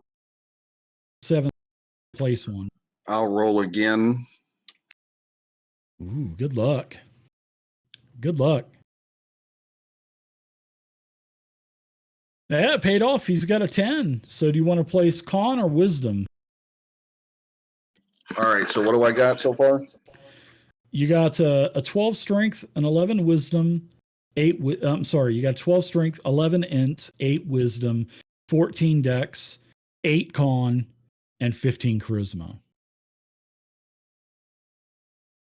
So 10 in Constitution. Okay, that sounds good. All right, cool. So wow, that's not too bad. All right. So who knows what class they want to play? I do. All right, Rob, what do you want to play? Halfling. Okay. I was going to say fighter for you. Well, but my strength is an 8. Your strength is 8. You get a minimum. So if you roll a 3, it automatically goes up. But a halfling, you got to have higher. Yeah, halfling requires a dex and a con of 9, and I have 10 in each. And Okay, I figured that's fine. halfling would be something nobody else will play, so that's why I was going to play it. All right. Yeah, you'll get pretty good saving throws to start off. Yeah. Anybody else know what they want to play? Rachel, you know what you want to play? No, I'm sitting here trying to find it in the book real quick. All right. Johnny, have you thought about what you want to play with your minimum scores? Yeah, he's still got to choose if he gets to re-roll or Yeah. switch one around, right? One question. Yeah. What's the 16? Your 16 is in dexterity. What's the 6? You don't have a 6, but you have the minimum of 8 in wisdom, constitution, and charisma. You want to throw me his scores real quick, Dave? Your scores, Lance, are 12 strength, 11 intelligence, 8 wisdom, 14 dex, 10 constitution, 15 charisma. And what were Johnny's? Johnny's are 12 strength, 13 intelligence. Why do I keep using push to talk? 8 wisdom, 16 dex, 8 con, and 8 charisma. Okay. I'm wondering if any of you guys are going to go for For the what, cleric? the mystic. Oh, Yeah, the mystic.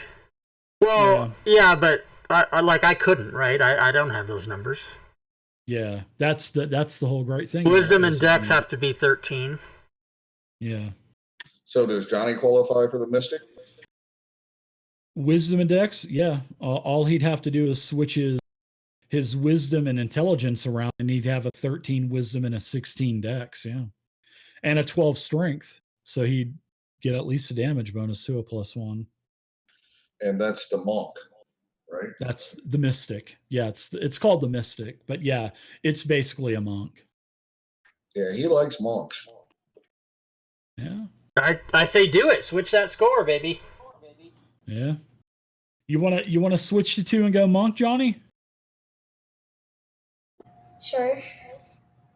Well, I want you to play what you want to play. I mean, there's I really a thief. want to be a monk, but at the same time, I kind of want to be an elf. You could do that too. Yeah, the elf will be able to fight pretty good, and the elf will get magic too.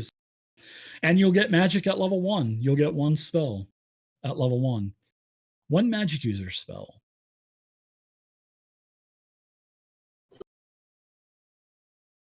And he's got a 16 dex, but he's got an 8 constitution. So he's going to get he's going to get a big bonus to his armor class, but you're going to get a ding to your. Well, you could take your 13 intelligence and put it down in your constitution, right? But then he wouldn't meet the minimum for being a monk, because for a mystic you have to have you got to have a 13 wisdom and a dex. That's like the only class that requires that high of a. Yeah. But if he could take a 7th roll, and if it's better than an 8, he could put that in his constitution, right? Yeah. Yeah, but then he couldn't switch to 2, so you either get to do one or the other. So you can either, get a 7th roll and replace one of your stats, or you can take one of your stats and switch it with another one. I think he wants to be an elf. Okay, so that's cool. And right now he qualifies for an elf, right? Absolutely, yeah. So he can try to get that con. Yeah, let's do another roll in Fantasy Grounds, buddy, of 3d6, and we'll try and get your constitution up. All right, good luck, Johnny. Yep, same thing. Constitution will stay in 8. So you get the old, gave it the old college try. So we've got Rob being in halfling and Johnny being an elf. Lance, what do you think you're going to do? Well, my name is Pernicious Pilfer. I love thieves, man. You got a good dex. The party will they'll need a rogue. I mean, you'll have to try to open up doors and stuff like that. So yeah. So Rachel and Andrew, are either you guys thinking about playing a cleric? I don't have a wisdom for it. My wisdom's 8. Mine's 9. I didn't know if I would get there either. Yeah, mine's an 8 also.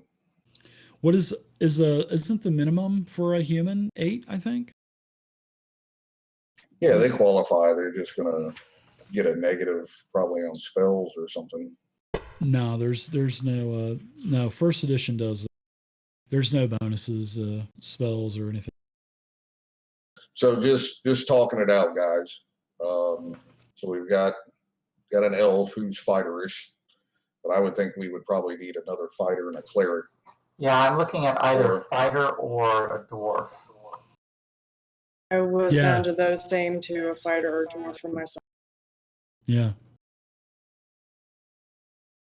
And it's like, sure, having the most balanced party would work really well, but if nobody wants to play a cleric, that's okay. Don't worry about it. I mean, it may be a little bit tougher and stuff, but I want you guys to play what you want to play. So don't feel like oh, we don't have a cleric, and don't feel like you got to just play what's going to make the group perfectly balanced. So refresh this for me, Dave. Sure. So a cleric's wisdom score will just affect. So there's going to be a -1 to what? For everyone. All it does is add a bonus spell saving throw. Wisdom affects nothing else. It adds a bonus to spell saving throw. So that's it. That's it. If they're casting a spell against somebody and they have to save, then they might save easier. Only the player doing the saving throw. They also have to have. They can get a experience bonus if their wisdom's high enough. If it's your primary, if it's a negative modifier. What do you guys think about this? Is something I didn't think of. Do you guys just want to go with just I don't think the negative modifier, I think that's pretty ruthless in an already ruthless game. So your primary ability score depends on how much experience you get. So if you're a cleric with an 8 wisdom, I don't want to give you -5 experience. I just want you to have just a regular, because it's going to be hard enough to level already. How about this? How about this real quick? Just think about it. We rolled 3d6, man. That's murder. Can we make anything that's under a 10? Well, no, but I'm already giving you half hit point. I'm already giving you full hit point. Okay. Hey, all right, Dave. My 11, I put in con. Let me put it in wisdom instead, and I'll be the cleric. I like playing clerics, so I can do that.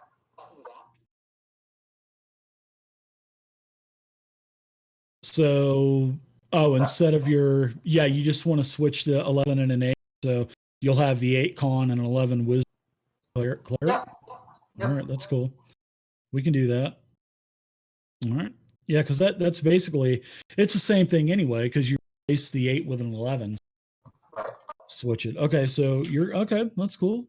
Gonna go cleric. So I won't get my experience bonus, but you'll have a cleric. So what do you get? What is the 5% bonus? Is it 12 or 13 or higher? Okay, yeah. So I don't think anybody would really get, I think only a couple of y'all would actually get an experience bonus. If I played a fighter, I would have gotten it. So my strength is 13, but yeah. Oh well. Well, if you want to play a fighter, just play a fighter, man. I like playing clerics actually. So no. Yeah. Good. Francis was a cleric, if I'm not mistaken. One of your characters, I think it was Francis, was a cleric. Yeah, I like clerics. Yeah. What do you think? What do you think, Rachel? I'm going to go ahead and go with the fighter. Okay. Dwarf or fighter? Because the dwarf is a fighter too. Dwarf will take more experience to level, but the dwarf will get better saving off the start. Actually, a pretty nice array of starting. I have not been a dwarf before, and I think that would be kind of cool to try. I'll give that one a go.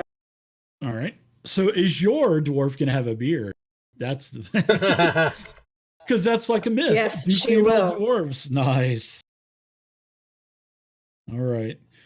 So let's see. Last but not least, Lance, where are you going to go? Rogue? Yeah, I'll do the thief. Yep, thief. I'm sorry about that. All right, cool. So you guys got it. Wow. We've got no pure magic user. That's like I think that's probably the first time in any of my D&D games where I've never had like a mage or a sorcerer or warlock. That's Well, we've got two wow. other people coming too, don't we? Yeah. Well, we got one more. Yeah, we've got one more player that's going to join, and plus Johnny's playing an elf, so he'll get at least he'll get one. Yeah, he'll get one magic user spell. So yeah, all right. So it looks like our party's going to be Rachel's going to play a dwarf, and Rob, you're going to be playing a halfling. Yep. I believe the halfling eventually gets some thieving skills. I think maybe. You only go to 8th level on halfling. Yeah. Johnny's going to play an elf, Andrew's playing a cleric, and Lance is playing a thief. So that's awesome. So you guys will start. So did we decide on if we were going to stay level 1, right? So everybody will have max HP at level 1. So we'll take everybody's max hit points, but I'll put those on your sheet for you. Let's see. Let's go to the skills, which skills are on page 81. So how about we take how about seeing that it's already 10:15. How about we take about a 10-minute, and everybody can take a look at the optional skills on page 81 and the optional weapon mastery on page 75. So on your characters, look at what your class is proficient in for weapons, and everybody go ahead and start looking to see what skills you want to take and what weapon masteries you want to take. All right. Page 75 and what else? Page 75 for 81. weapon mastery. And 81, Yep, 75 and 81. Yep. So, and also if you're a spellcaster, you don't have to worry about it, Andrew, because you can cast any cleric spell, because clerics, basically, they pray to their god. But let's see. I believe, Johnny, you're going to get a spell book. So look at all of the first level magic user spells and figure out what spell you want to take. And then you can choose one, and then I'll randomly roll one for you also. All right, so you'll start with 2 spells in your spell book. All right, everybody, let's say, in fact, it's 10:18. Let's take a break until 10:30 so we can all get up, stretch, grab a bio. Cool. I could eat my Mexican spicy bologna sandwich, and I'll see you guys at 10:30. So very cool. Thanks, everybody. All right. Push to talk. Fuck that, man. I'm going with. All Right? that's cool. We'll see. Yeah, Discord. exactly. We'll see everybody in a couple minutes. All right.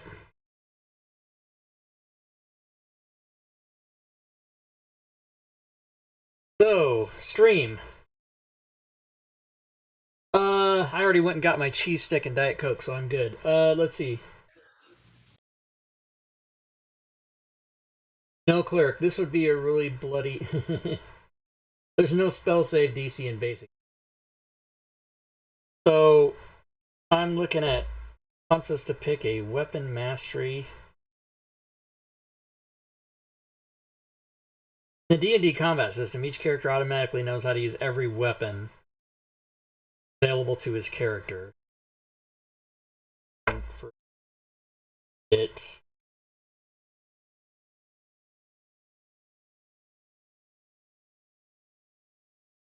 Small melee weapon, short bows, and light crossbows. So I'm thinking I'm gonna pick weapon mastery in a ranged weapon. That's for sure.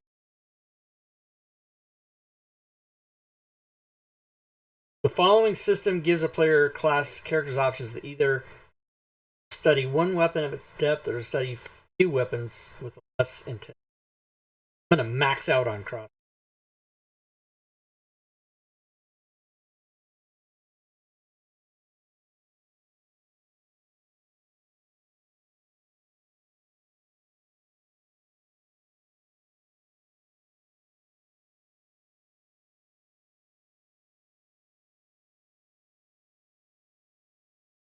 Every 200,000 experience.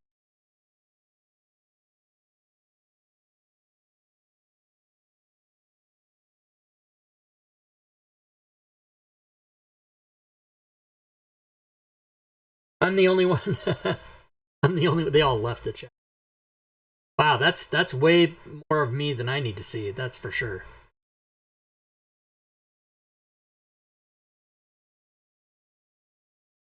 So.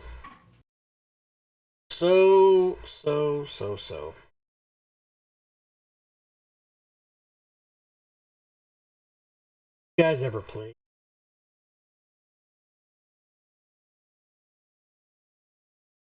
Doesn't WM options start at 3rd level? Yeah, yeah, it says human characters gain 1 new weapon choice of each of the following levels: 3, 6, 9, 11. Fighters also gain, and at 27, 30. All characters gain 1 new weapon choice every 200,000 XP. But I think Dave is letting us start with 1 or whatever.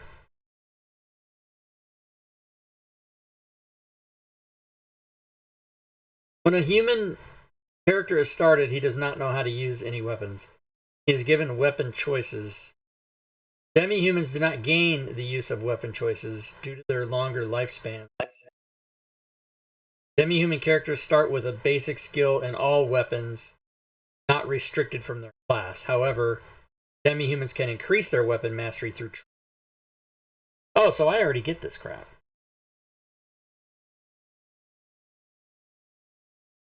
Alright, what was the other thing he said to look at? Page 8. Is...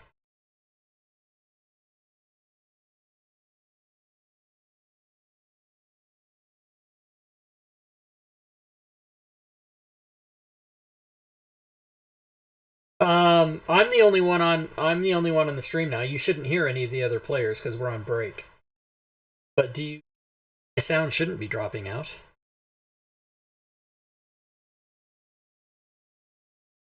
Oh yeah, and I'm also not right up to the mic.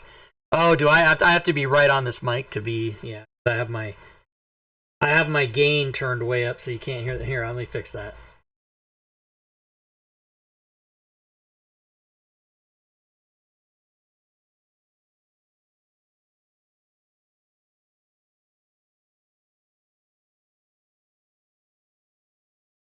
So there, that might be better. It shouldn't be cutting out now.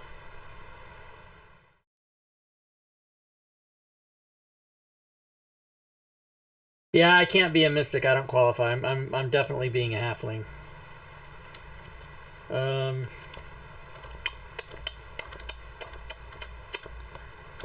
So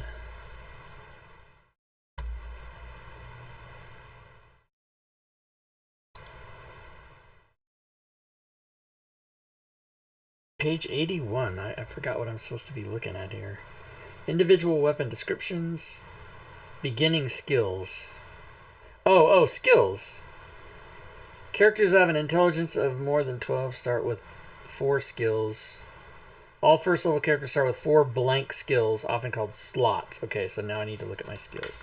So on the next page. Oh, fuck.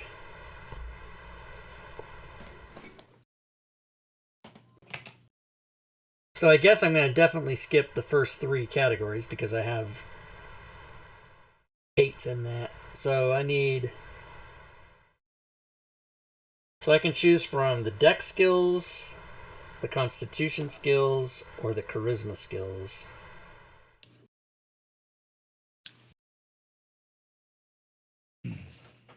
And I get 4. So acrobatics, alertness, blind shooting. I'm definitely taking that. Escape. Quick draw. What the hell is quick draw? I need to read that.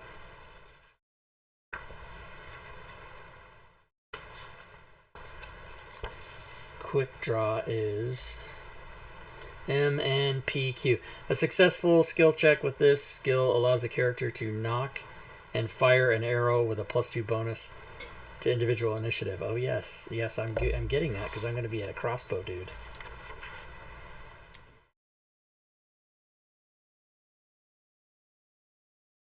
So I'm going to get quick draw. But that's for individual initiative. We're not. Oh, we're not doing that? No, we're not. No. Oh, so that doesn't help me at all then to get that. Okay. Mm-mm. So I was reading Weapon Mastery, and it says that demi-humans that's just automatic for them. They don't get to do anything special. Yeah, all fighters at level 1 start with 4 weapon maps. They have to be different. And all other classes start with 2, and they have to be different. Oh, okay. So, yep, I'm definitely going to do... Okay, I need to look at the weapons list.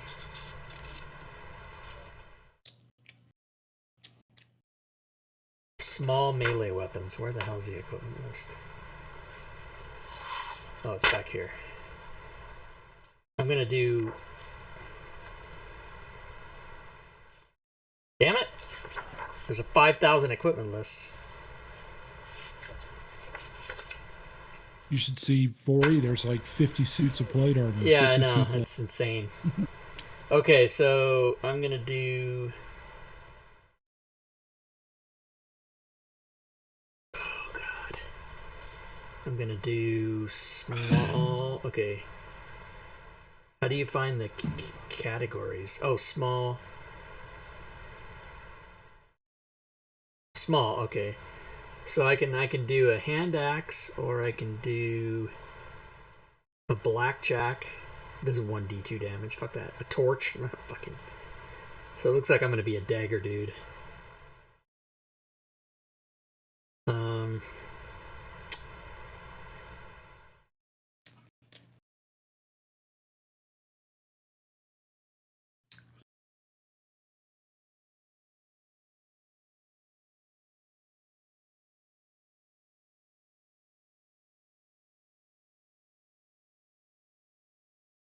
Sorry, where are the skills at? I'm not seeing it.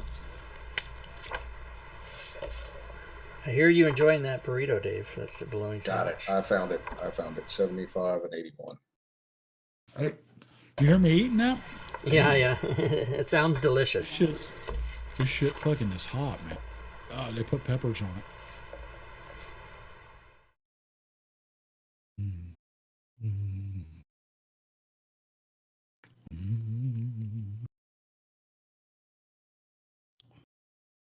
A little skimpy on the cheese, though.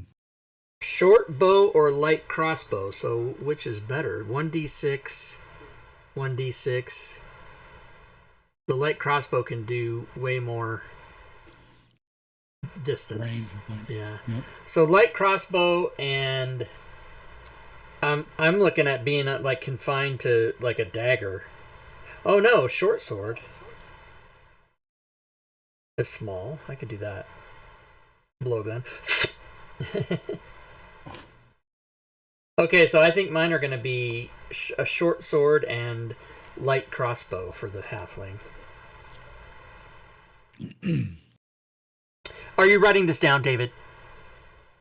Not yet. Okay. Because you're jamming your face with hot jalapenos. Cool my fucking mouth down. Nobody's back in the stream yet. Everybody's just me in the picture thing. And my picture's way too big. Oh, there we go. Now there's everybody. I got my book. I paid $150. I've got a pristine copy of a 28-year-old book.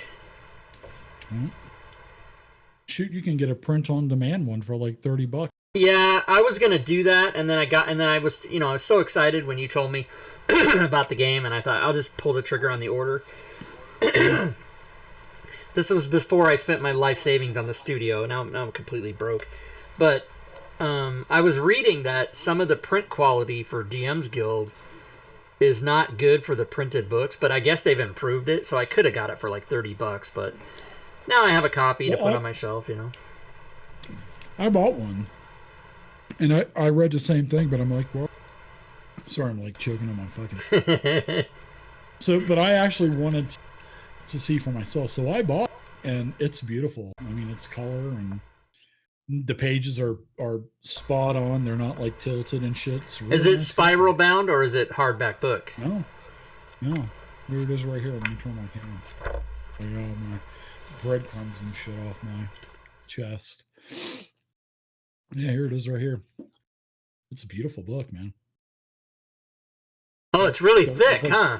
Yeah, it's a lot thicker than like a thicker gauge paper. And I might see if I can beautiful. resell this for $150 and then buy one of those. Yeah. Yeah, it's color, and I mean, it even has Mystara maps. And I color. heard Look the at only that. difference was the cover has a white border all the way around it. That's the only difference somebody said. Manila. It's Manila. Oh, it's not Manila. white. Yeah. Okay. Yep. But it's beautiful. But yeah, that It's looks like Charles Barkley would say. It's beautiful. It's beautiful. That's ridiculous. So where'd you get that, Dave? From the DMs Guild. I couldn't believe it. It was I didn't even know it existed. Because I needed the PDF, and the PDF that I made was like, that was like when I first started learning how to make PDFs and stuff. So I'm like, I don't feel like making another PDF. So I heard that DMs Guild had all the old D&D stuff. So when I went to the DMs Guild website, I saw, it's a reprint. So it was like print on demand. It was like $35 with shipping and a PDF. I was like, wow, that's like, and it's a hardback. I'm like, wow, that's a win-win right there, man. Yeah, that's awesome. I think Yeah, I should have done that. I could have bought 5 of them. But see, at that time, I never knew they existed, Rob. I had no clue. Or Yeah, I and like I said, the reason I didn't do it is in 2016 and 2017, when DM's Guild first started, all their print-on-demand stuff was crap. It was horrible. It was off-kilter. It was blurry. And so I just assumed it was still like that, but they've really improved it, I guess. Oh, this book is beautiful. In fact, I'm thinking just for when we start playing around the table, I'll have 2 copies that people can look at, Yeah. But my original copy, I don't even.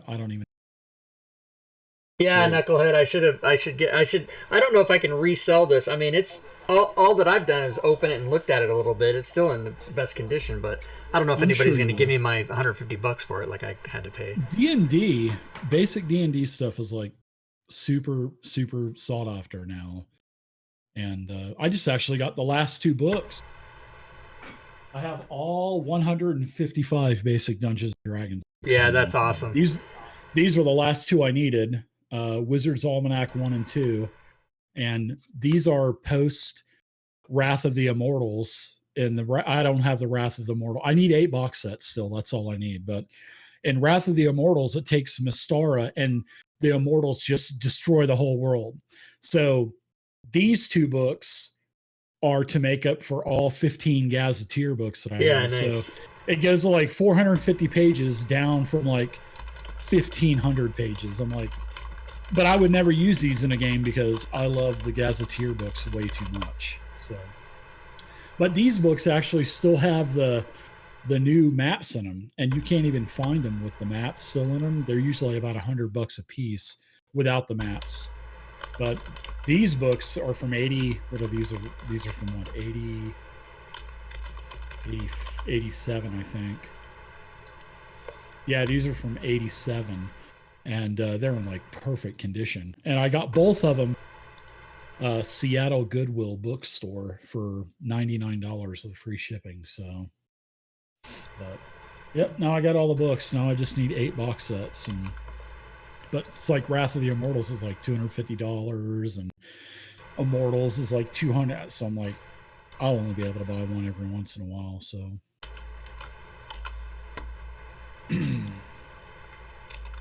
God, my mouth is on fucking fire from these jalapenos. God damn.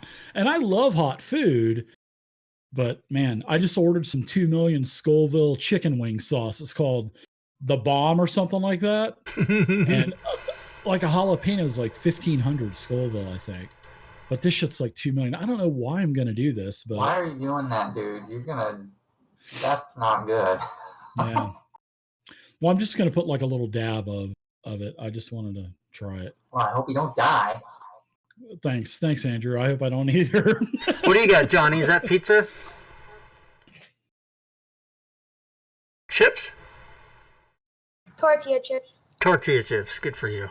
Man, guys are making me hungry now. I don't have anything to eat. Water just makes it worse, I think.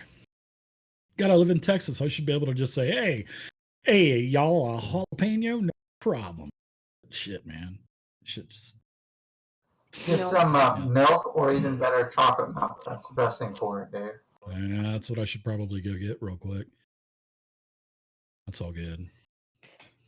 We got characters to make. All right, what's next? All right.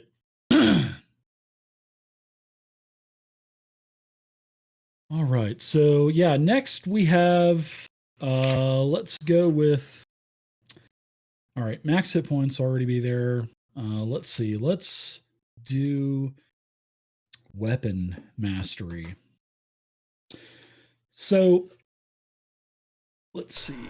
Weapon mastery, everybody start with Andrew seeing that I'm sorry. Yeah, only a fighter will get 4 weapon choices at level 1. But we don't have any fighters. We have everybody else. So everybody will get 2 weapons that they can have basically at a level 1 weapon mastery, which is basic. So this is a freebie. You don't have to train. But when you go to level 2 weapon mastery, you got to pay 250 gold. Cha-ching. Gold. I like it. Economy control. Oh. God damn, that burns. Even that burp burns. That had to have been something hotter than a jalapeno. I think that might have been a habanero because jalapenos are not supposed to be that hot. No, they're a different shape, man. It was habanero. It was a real long pepper. No, habaneros are shorter. Are they little? Oh, yeah. Then this might have been. You just got to ripe one. It happens. Just got to ride it out. I think. What a pussy, Dave. Shut up. God. All right. So, Rachel, what 2 weapons do you want to be a master of? And weapon mastery, every so many levels at level 3, level 6, level 9, level 11, you'll get another weapon mastery that you can do. So you can take it. Let's say if I'm just taking, for instance, if you take battle axe or whatever it is, you start with level 1 battle axe, but then you get level 2 battle axe, and then you'll get some perks and stuff while using your weapon. And all of the perks and stuff are on page 78 and 79, and it's a sideways chart that you need to look at. But everything's really easy to find. My head earlier. So do you need me to come back to you so you can kind of because you'll get 2. Yes, please. Okay. So does anybody know what 2 weapons you want to take? Yes, I do. Okay. Rob, what would you like to do for your halfling? I would like to do short sword and you're going to be a light crossbow. I put short. I don't know, but I almost wrote. You almost wrote. You almost wrote what? Sword swallower. Oh. Sorry. Yeah, short sword, and light crossbow. All right, light expo. All right. Anybody else know what 2 weapons they want to be masters in? Johnny? I'm still thinking. Okay. Andrew? Yeah, I will take sling and mace. Sling, mace. All right. Lance, do you know what 2 you want to be weapon master? Yeah. They don't call it a long sword, right? It's a normal sword that's 1d8. Yeah. Yes. Yep. Normal sword. Yep. Yeah. As long as your class can use it, take it. Yeah, I'm going to use the normal sword, and I don't know if I can use a longbow. Let me look for it. I think you can. I don't see why not. But I don't think that's called a simple missile. I think.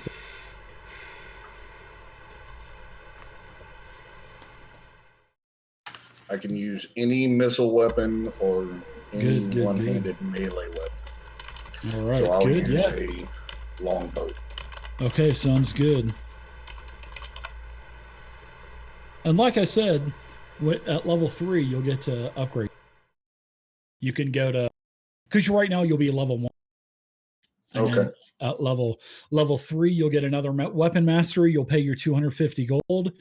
I won't make you do the percentile roll to be successful or not. So you'll just pay the 250.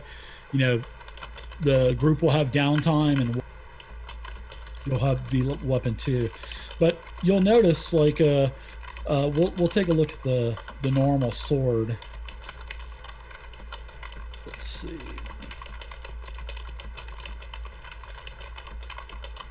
So somebody's a heavy typer. All right, so here we go. Normal sword. So for basic, obviously your damage is still 1. So nothing really changes there. But now whenever you go to skilled, which is level 2, well, or no, actually, I think, let me check the chart really quick. So when you have you have basic mastery. So let's see, your normal sword. Yeah, your normal sword at basic still stays at 1d8 damage. Now, next time you upgrade your weapon mastery sword, your damage will go to 1d12. And you'll also get an AC bonus, and you'll get a chance to deflect and disarm as well. Very cool. So not bad. So then, you know, your weapon damage will go up after that to 2d8 damage, then 2d8 plus 4, and like 2d6 plus 8. So yeah, that's pretty cool, man.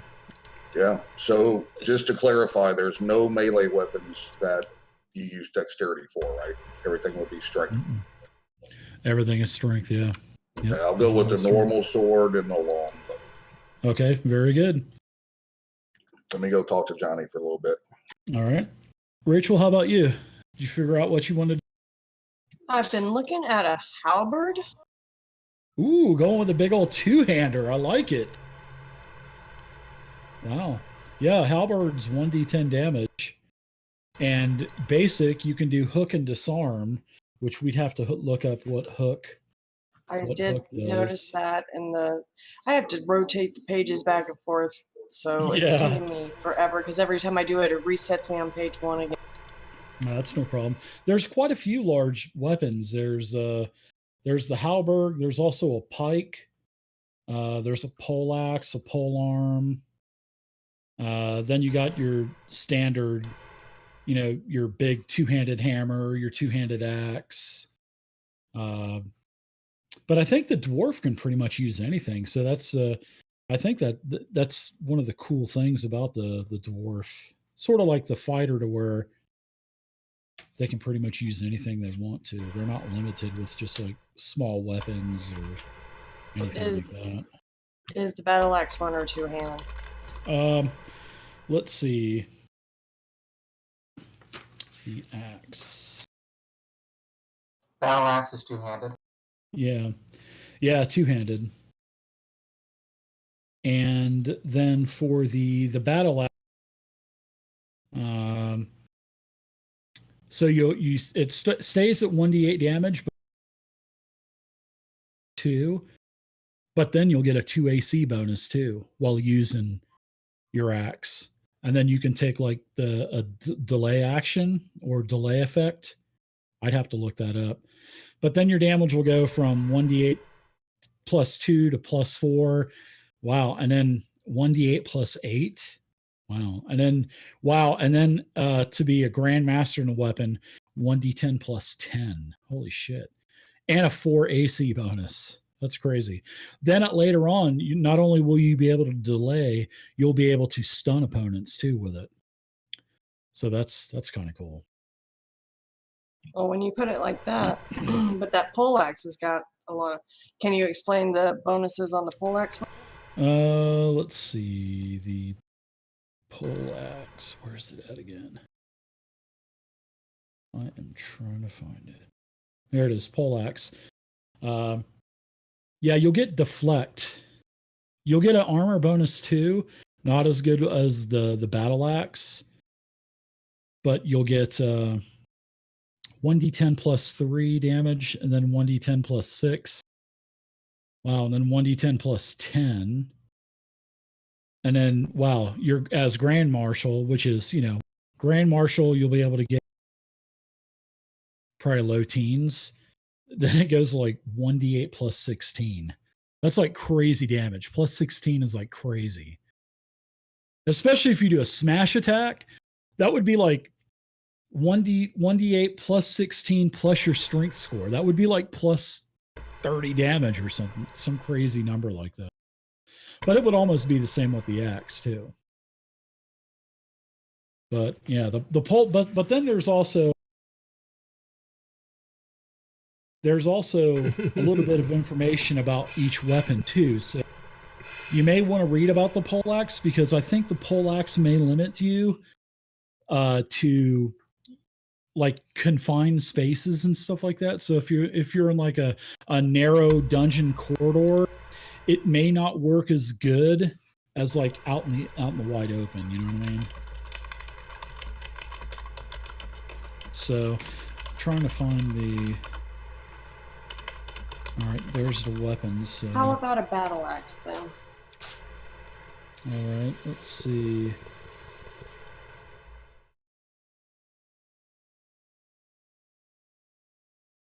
So the pole arm, I'm gonna the pole arm stuff to you. Oh wow, there's a whole column of information on the pole arm. Oh, so if you're a dwarf, you automatically get -3 attacks because the weapon's so big and you're short as a dwarf. So you would automatically get -3 being a user. So yeah, I wouldn't go with the pole. I would probably I'd go with like the battle axe. Let's see. Well, Lance brought up a good point that it might even be better for me to go with a shield and a one-handed weapon. Yeah, because if you go with the shield, then you'll at least get a -1 to your AC, which is always good. So let's see, the battle axe. This is a large 1, so you can use the battle axe. It's a large 1 or 2 bladed. Oh, sorry, it's a 1 or 2 bladed. I thought it was going to say. This is a 2-handed weapon, and you can't use a shield with using that. So the hand axe is a small chopping axe, or seeing you're a dwarf, you can go with like a D8 weapon, which would be like the normal sword, which is like the long sword. So you could get the extra die type like that.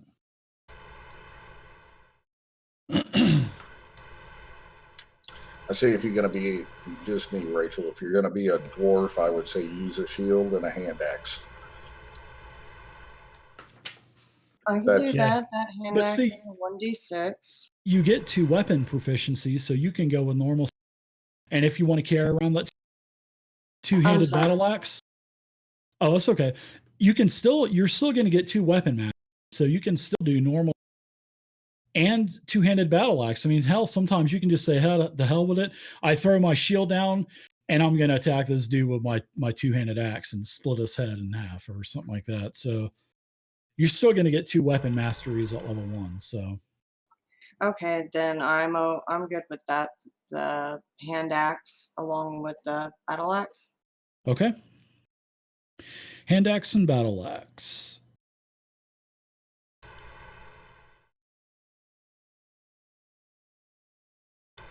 All right. So, Johnny, do you think about what you wanted to do yet? Yeah. Your elf? All right. What 2 weapons do you want? I want a longbow. Okay. And are there any swords that have 2 wielding, like 2 hands that you can use to attack with?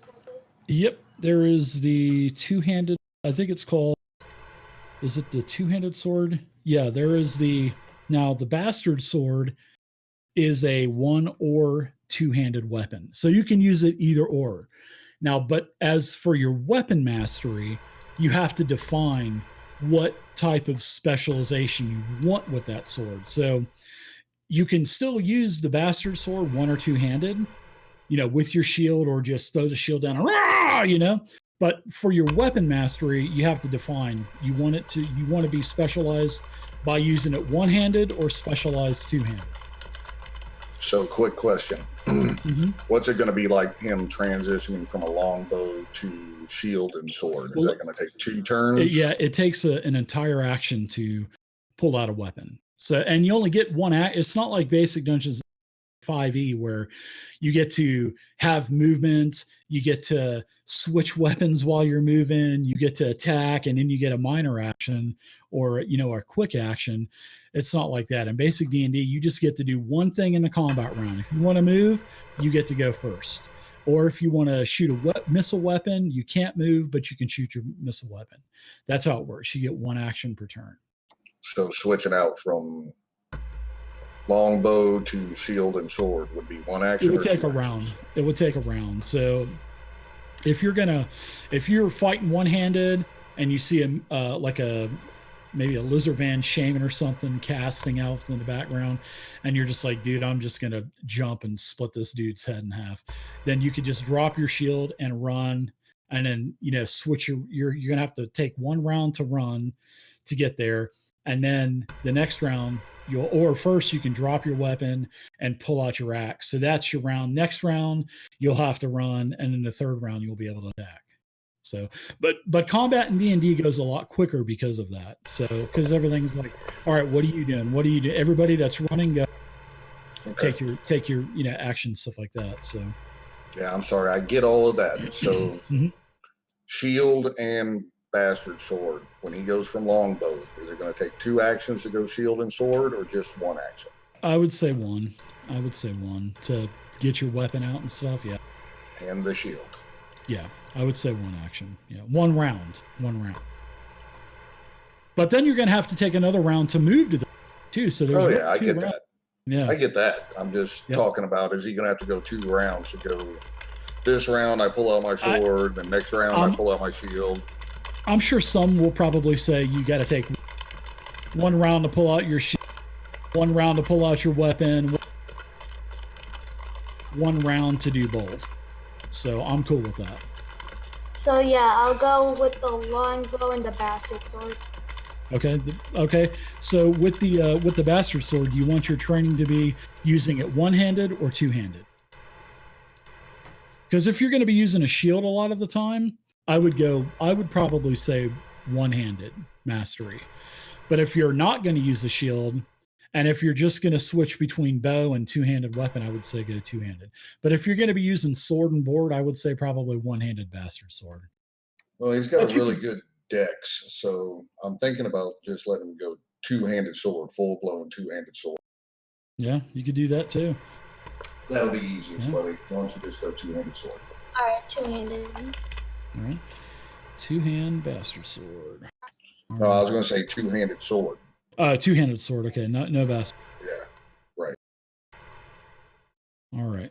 So weapon masteries are done. Let's go to skills. Now let's see. Let's go to page 81. So for general skills, everyone is going to start with 4 skills, and all of the skills start on page 82. And you can read about the skills all the way to page 85. I'm sure you guys have probably done that.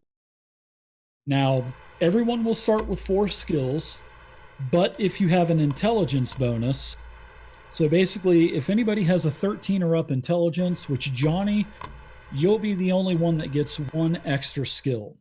So everybody's going to get 4 skills, except for Johnny, you're going to get 5. Okay? So all the skills, as you can see, they're all categorized by your strength or by your intelligence, wisdom. So they all have an attribute associated with them. That doesn't mean that if you're a fighter, you want to take something charisma based, you can take any skills. You're not limited. If you're a fighter, you just don't have to take all strength skills. You can take other skills too. So does anybody know what 4 skills they want? I do. Okay. What would you like, Rob? Blind shooting. Blind shooting. Okay. Escape. escape, Endurance. endurance, And bargaining. and bargaining. I like it. All right. Yeah, Dead Hand. Someone is prepared. I'm prepared. All right. Blind shooting, escape, endurance, and bargaining. Anybody else they want? Johnny gets so, and you will also get also skills too. Or take more. So you'll get let's see, character can be in. You're cutting out, Dave. Simply, Yeah, really? pretty bad. I think it's a Discord server. It has to be.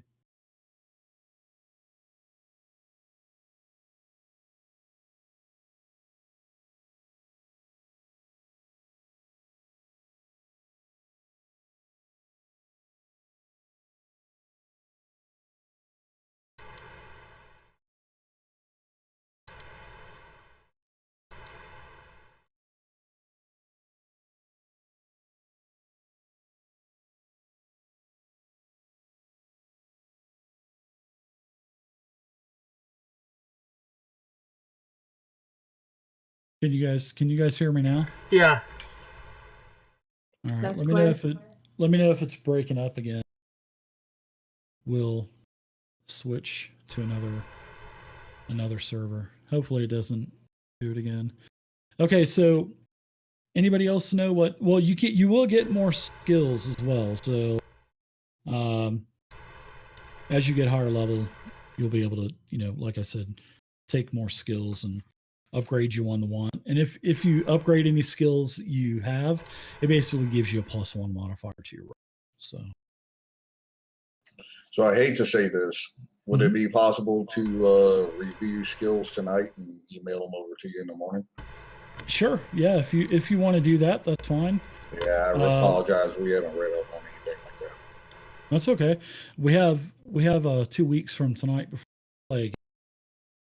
If the quicker you can get me, the better, because I don't want to have to make character sheets on that day. So, Andrew, do you know what skills you want? Yeah, I think so. Just a minute. Yeah, just get me those anytime, Lance. That'll be cool. It'll be tomorrow. Okay, cool. And also, Johnny, do you know what spell you want to take? Because you're gonna get 2 spells. So if you want to tell me what you're, actually, why don't we do a roll? I'm gonna, in fact, what spell do you want, Johnny? He's not even on here. Hold on. Oh, he's leaving it up to me to pick this, so I got to find the spell page. All right. Yeah, just in the email, just let me know. He gets to choose one. Okay, I can do that. And then after you give me the one that he wants, I'll do a random roll and add a sheet. So. Yeah, I'm sure I can pick it real quick once I find the list. Okay. My PDF has no page 34. On it. Oh, really? Yeah. Well, if you want to give magic missile, guaranteed magic missile. That's what I'm thinking about. Hold on. I just found it. Okay.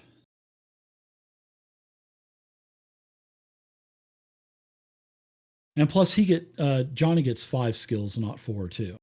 Okay. I'm ready if you are. Okay. Ready to go. Healing. Which one? Healing. Healing? Okay, good one. Yeah, healing. Danger sense. Which one? Danger sense. Danger sense, okay. Mysticism. Oh, nice. And alertness. Nice. Does alertness what is if there's anything that gives a bonus to individual initiative, don't take it, because we're not doing individual. No. Initiative. It allows me to not be surprised.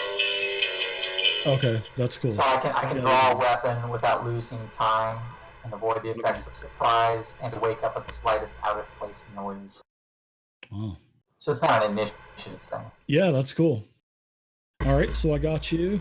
And let's see. So then, let's see, from Lance, Rachel, and Johnny, just let me know what 4 skills each one of you wants. Okay. And 5 for Johnny, and whatever spell he wants, and then I'll add another one on. So, Very and then cool. I'll also surprise all of you with 1 consumable item too. So that'll be on your equipment sheet. Now remember, all of you get. I also want all of you to email me what equipment you want too, and all of the equipment is on page.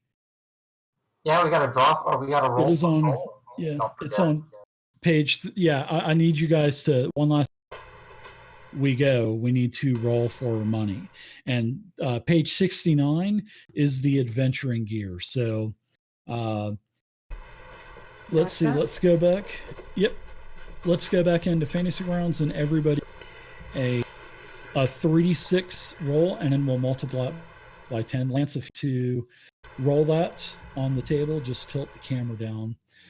So everybody let me clear out the chat really quick. All right, we're ready to go. If everybody wants to give me a 3d10 roll, we'll multiply it by 10. 3d10? That's terrible. Yeah, that was Rachel was 60. Is it 3d6 or 3d10? Yeah, he meant 3d6. It's 3d6. Yeah, it's 3d6 times. Okay, so you've got 60 gold. I suck and I'm poor. It's like most of everybody. You got 100. Andrew, you got 130 gold. Rob, you got 110 gold. And Lance, that's your roll, right? You have 70. Correct. So everybody, now this money has to buy your weapon, your armor, and your starting equipment. So, but don't worry, you're going to get plenty of money, plenty of treasure in the games, because most of your experience is going to come from treasure anyway. So everybody take a note on how much you have, and also email me. And you can actually do 2 things. You can use everybody has access to the Saturday night channel that we have. If you're in Discord and in the Digital Dungeon Master server, on the left-hand side, you'll see Saturday night game. So you can post your equipment there up to the amount that you have. And remember, this is about your weapon, your armor, and all of your starting equipment. So let me know that. So you can either email me or you can put it in the Saturday night chat. So, but then and try to get me that list within the next day or 2 so I can start adding that to all of your character sheets.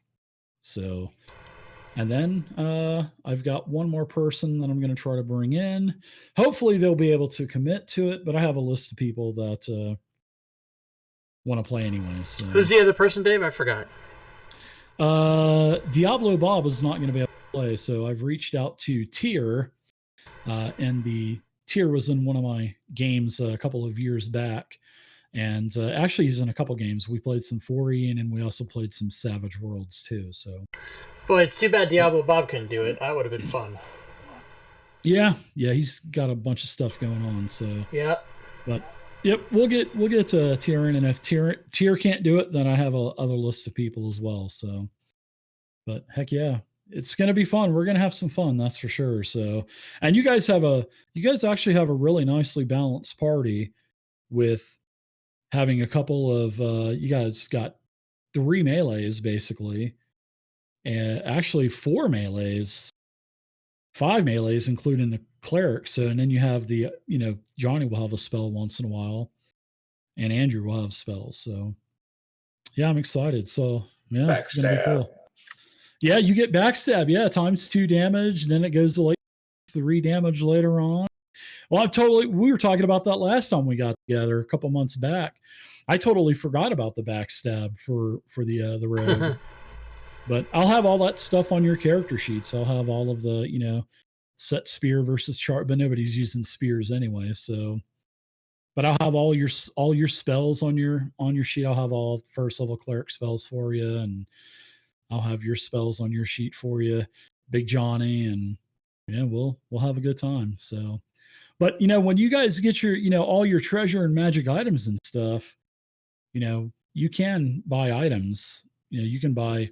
I recommend if you guys buy healings potions or scrolls because the cleric's only going to have so many spell slots, and in a big group like this, in a big combat, those spell slots probably go. What the hell is Rob doing? I'm taking a picture. Are you talking to the Martians? No, I'm taking a picture of your stream, which shows your Discord, and it shows my server with 322 unread messages. How dare you, sir? How dare you? Oh, but look at that. Look at on Schmo, 720. Yeah, I know. Rejects channel. There's over 1,000. Well, why would you read anything on that channel? I don't read any on any channel. I see. Now, you've got 113 on your own fucking channel. Jesus. No. My Discord server list on the left, it only has about 8 channels on it, but it's clean, baby. That red notification makes me insane. I have to clear it out. It's like my email box has to be empty, but it never is. I don't even know if I know how to clear it out. I have. You got to read them. No, I'm on that. I'm gonna get on that right after. Yeah. Okay. I'm gonna get them all. I'm gonna get every channel. So still no spoiler on what we're gonna be playing next week, huh? Nope. We are gonna be playing Dungeons and Dragons. Basic Dungeons. That's the spoiler. But it's basic. Yeah. I don't. Yeah. Oh, no 5e. I'm out of here. I'm out of here.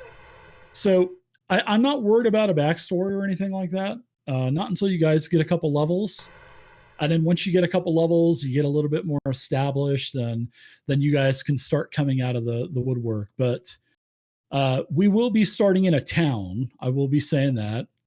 But you guys think about this though.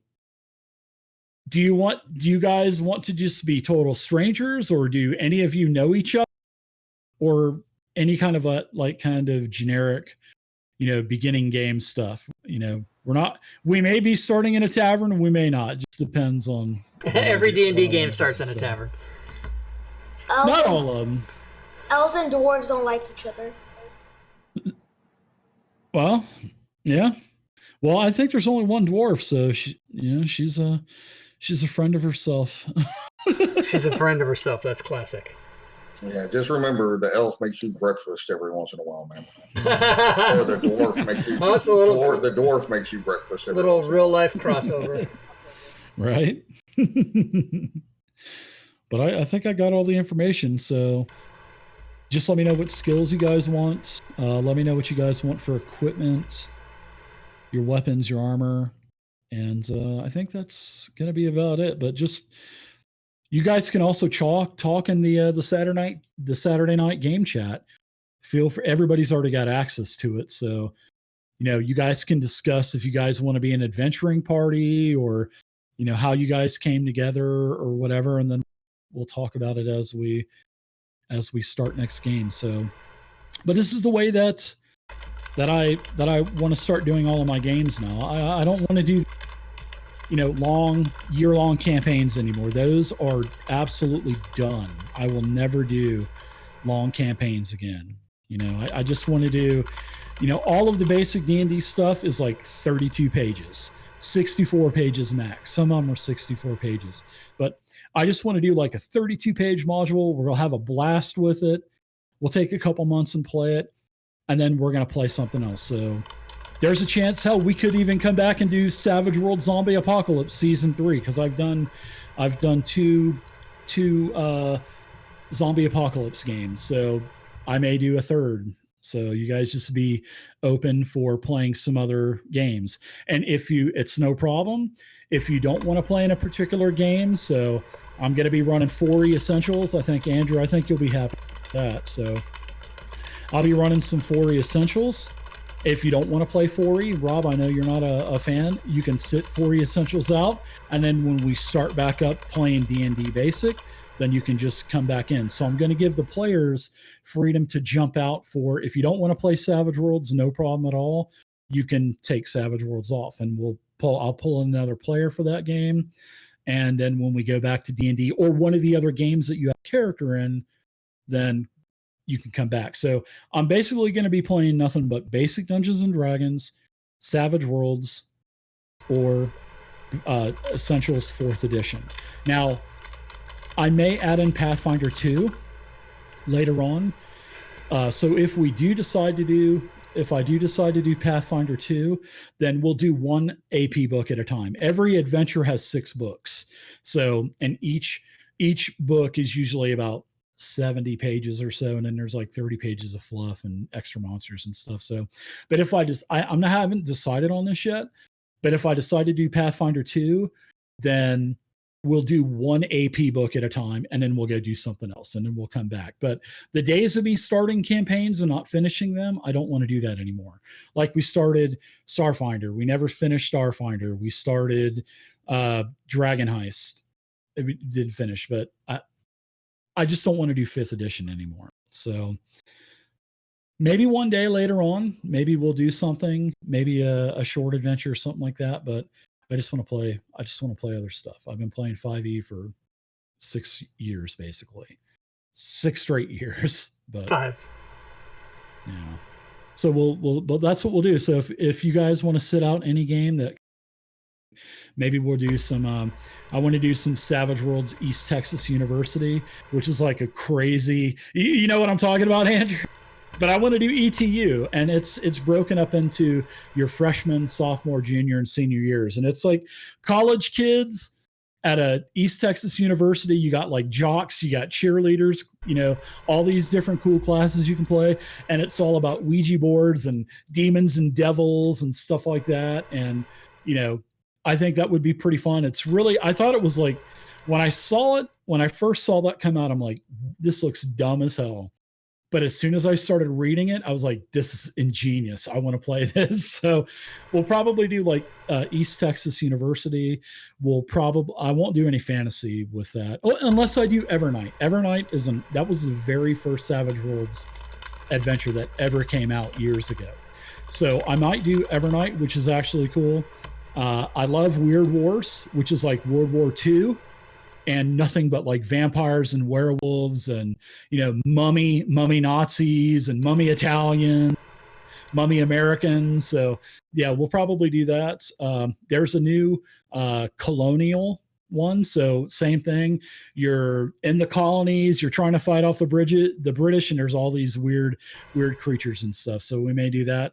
I also like Solomon Kane, which is from around the 1860s to early 1900s. It's actually real world history, and it's like the Puritans and stuff. So if you've ever seen that movie Solomon Kane that you can watch for free on Amazon Prime, that's the kind, like demons and devils and stuff like that. So, but yeah, that's the kind of stuff that I want to do.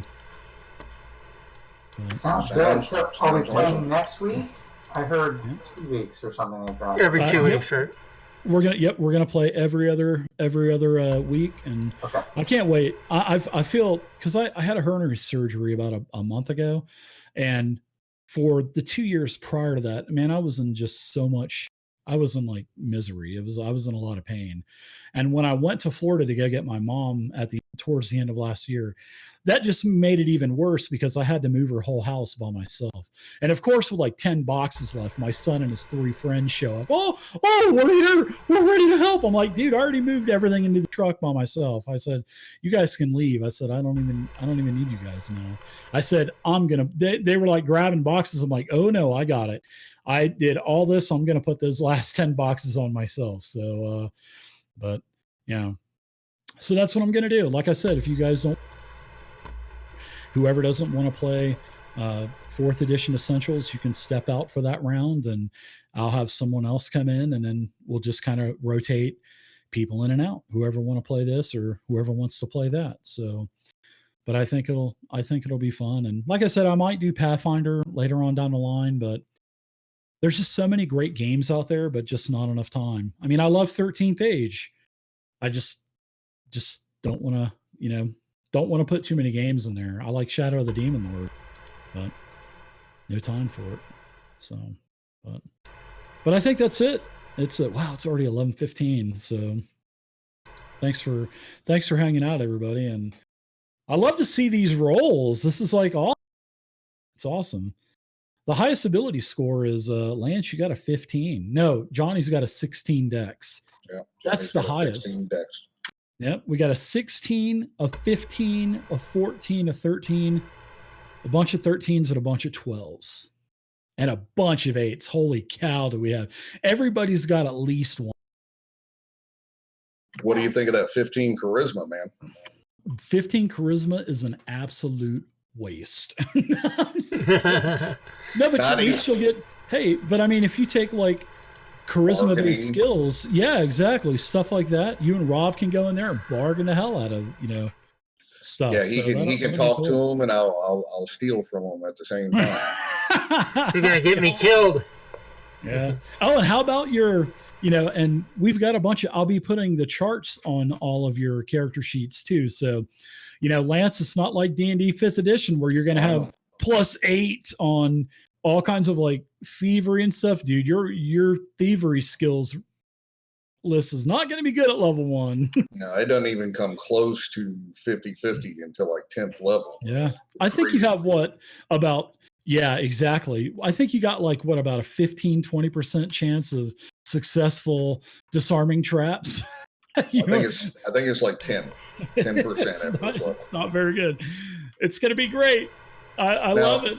Now climb walls is 87%. Yeah, you got a pretty good chance. So you'll be climbing all kinds of walls. So, and Andrew, you get the old 7-9-11, 7-9-11 chart for your turning undead. So, turning undead is like really important. So as you get higher level, you'll just be able to turn these things and just destroy X amount of hit dice worth of stuff. So like skeletons, zombies, and ghouls and all that other stuff. Dude, you'll later on, you'll just point and just say, you're dead, and just roll 2d8 for your hit dice, and you'll destroy that many. So I'm looking forward to that. And, if you see any kind of like, well, you'll notice this, but, a lot of monsters in D&D, they steal life from you, and life stealing is not like 5e where if a wraith hits you, you don't lose, get it back. Yeah, you lose temporary hit points, and then at the end of a short rest, you get all your lost hit points back. In Dungeons and Dragons Basic, it's not losing life, it's losing levels. So if you're level 2 and you get hit by a wraith, you're back to level 1. I hate to say it, but that's just the way it is. But if you see, and in D&D 5e, Andrew, I don't think we've ever, or Lance, I don't think we ever had one encounter where we ran away from. Everybody they were like, screw it, it's 5e. Even that big 80 orc fight that we had that one night, Lance, and both of you guys, that was awesome. Crazy. But I think we ran from that what was it, the flaming orb that Andrew set down out of that bugbear room in the Lost Mines, and what was it, that floating skull, and like 40 bugbears were down in there. Oh, that might be one of the very. That's we right, had people ran away. So there's only I can only recall that one time where I've had someone run in 5e. But don't be scared to run away from encounters in Dungeons and Dragons. Don't be scared. You sound like Jenny and Forrest Gump. Just run, Forrest. Just run. Run away. I just ran and ran and ran. Creole shrimp, barbecue shrimp, Bubba shrimp kebab. Yeah. I saw Forrest Gump. That was 1994. I saw that movie in the theater 3 times. I love that movie. It was Mama a good movie. Always told me that I wasn't the smartest, but I should. I was sitting there the second time going, that Tom Hanks should probably win an Oscar for this. Bam! I called it. No, he won. He won Oscars for 5 or 6 years. No, he won. He's only won 2: Philadelphia and Forrest Gump back to back. Philadelphia, yeah. Okay. Yeah, he was maybe nominated. I thought more. He won. No, he's Apollo 13. Maybe he was nominated, but he's just won 2. I'm a Hollywood buff. I follow that shit. I used to be a member of the Distinguished Hollywood Community, as you know, but not now. I read the book after I saw the movie, and the book had so many more great scenes in it that were really awesome, and I just pictured Tom Hanks in every one of them. Yeah, and yeah. I think there's fun. one that he's like a ping pong champion, and or no, that was in the movie, but he goes to space in one of them, and that was just crazy in the book. If they would have done the movie like the book, it would have been like 6 hours long, and they couldn't do it. I love that movie. It makes me want to rewatch it now. Ugh. I got so many shows I gotta watch. Jenny. Although what love ails Jedi. Yeah, my wife's name is Jenny. She hates that movie. Do you say that to her like that? Do you say no? Say Woodcraft. You don't say Jenny. It's J-E-N. Other people did. It's spelled Jenay. Jenny. Jenny, can I get a shrimp sandwich? You'll have to put her on here one day, and we'll all do. Oh yeah, she'll love that. Yeah, Holy shit! Oh, she'll really hate us. You're never playing again with them. I know what. You're out of here. I know what divorce means, Jenny. I don't. I've never been married. I'll never get married. I'll never get married. You and me, Dave, we could be not married together. You guys are not helping my cause over here whatsoever. You know what? I'll tell you. My philosophy since I've been about a 15-year-old kid was I am down with a 40 or 50 year relationship, monogamous and everything. But the second you ask me to sign state paperwork, no way. That fucks up everyone's life. And fuck you and your thumbs up. I don't know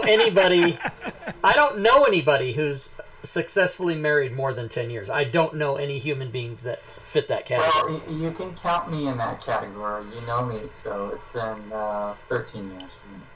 Oh, you're the one. I heard about you on CNN. Yeah, that's right. So I'm the guy. You are the guy. Nice. You, sir. And you can't say and you can't say Jenny to your wife, so everything's fine. No, I can't do that. I won't do that. All my friends say, Dave, you're the smartest one. You never got married because they're all. I'm a cripplingly kids and miserable. I'm cripplingly lonely. Everybody. Dave's ruining my comedy moment, but you guys heard me. I'm not lonely. I said I was cripplingly lonely, but it was supposed to be funny. Now everyone's just looking at me like I'm pathetic, which is true. But I play D&D online. Do you guys do that? There's advantages to being in a relationship. Great, I know. But I've been single since around 2002. I've just become accustomed to it. If I just want to work all day, I don't have to worry about being slapped in the back of the head saying, I'm tired of watching the back of your head all the time. And I'm like, well, I'm trying to work. I don't want to have to do that. And if I want to get into my car and just go to a con, and I just want to go. I thought watching the back of a head was a good thing. Johnny, you can look that up. Oh, Johnny's gone. Johnny's gone. Oh, yes, sir. I say marriage is an outdated concept, kind of like bloodletting with leeches. Oh, wow. Sorry. Easy on George.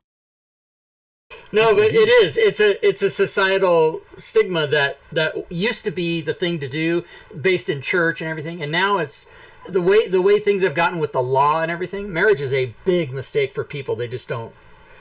But you go from generation to generation. Your parents are married and your grandparents are married, and we need to get married. But no, it's a very outdated concept. My parents were married 50 years before my dad died. My mom's. And see, it just ends in death, Dave. This is a horrible, horrible. Well, it's just like, this is how I see it. Sure, you can get. I mean, people are going to get along, but let's look at statistics. It's like, I think it's like what 60-70% of all marriages end in divorce within like 5 years. It's 52% actually. But so if you're not divorced, your spouse probably is. Than that at one time. But it just, one or the other is going to get just the absolute shaft in the deal at the end.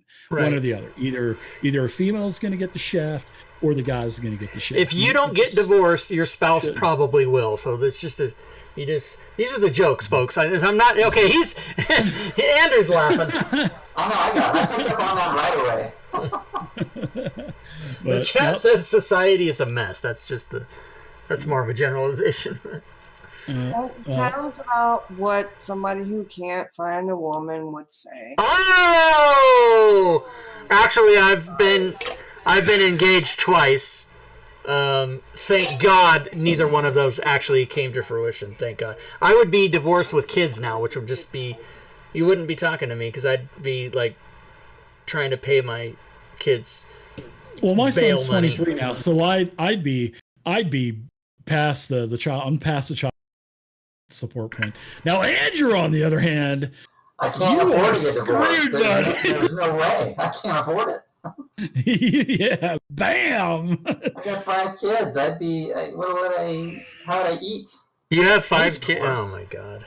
I was paying $650 a month and medical and everything else for one kid. One kid, I was paying $650 a month. That's just crazy.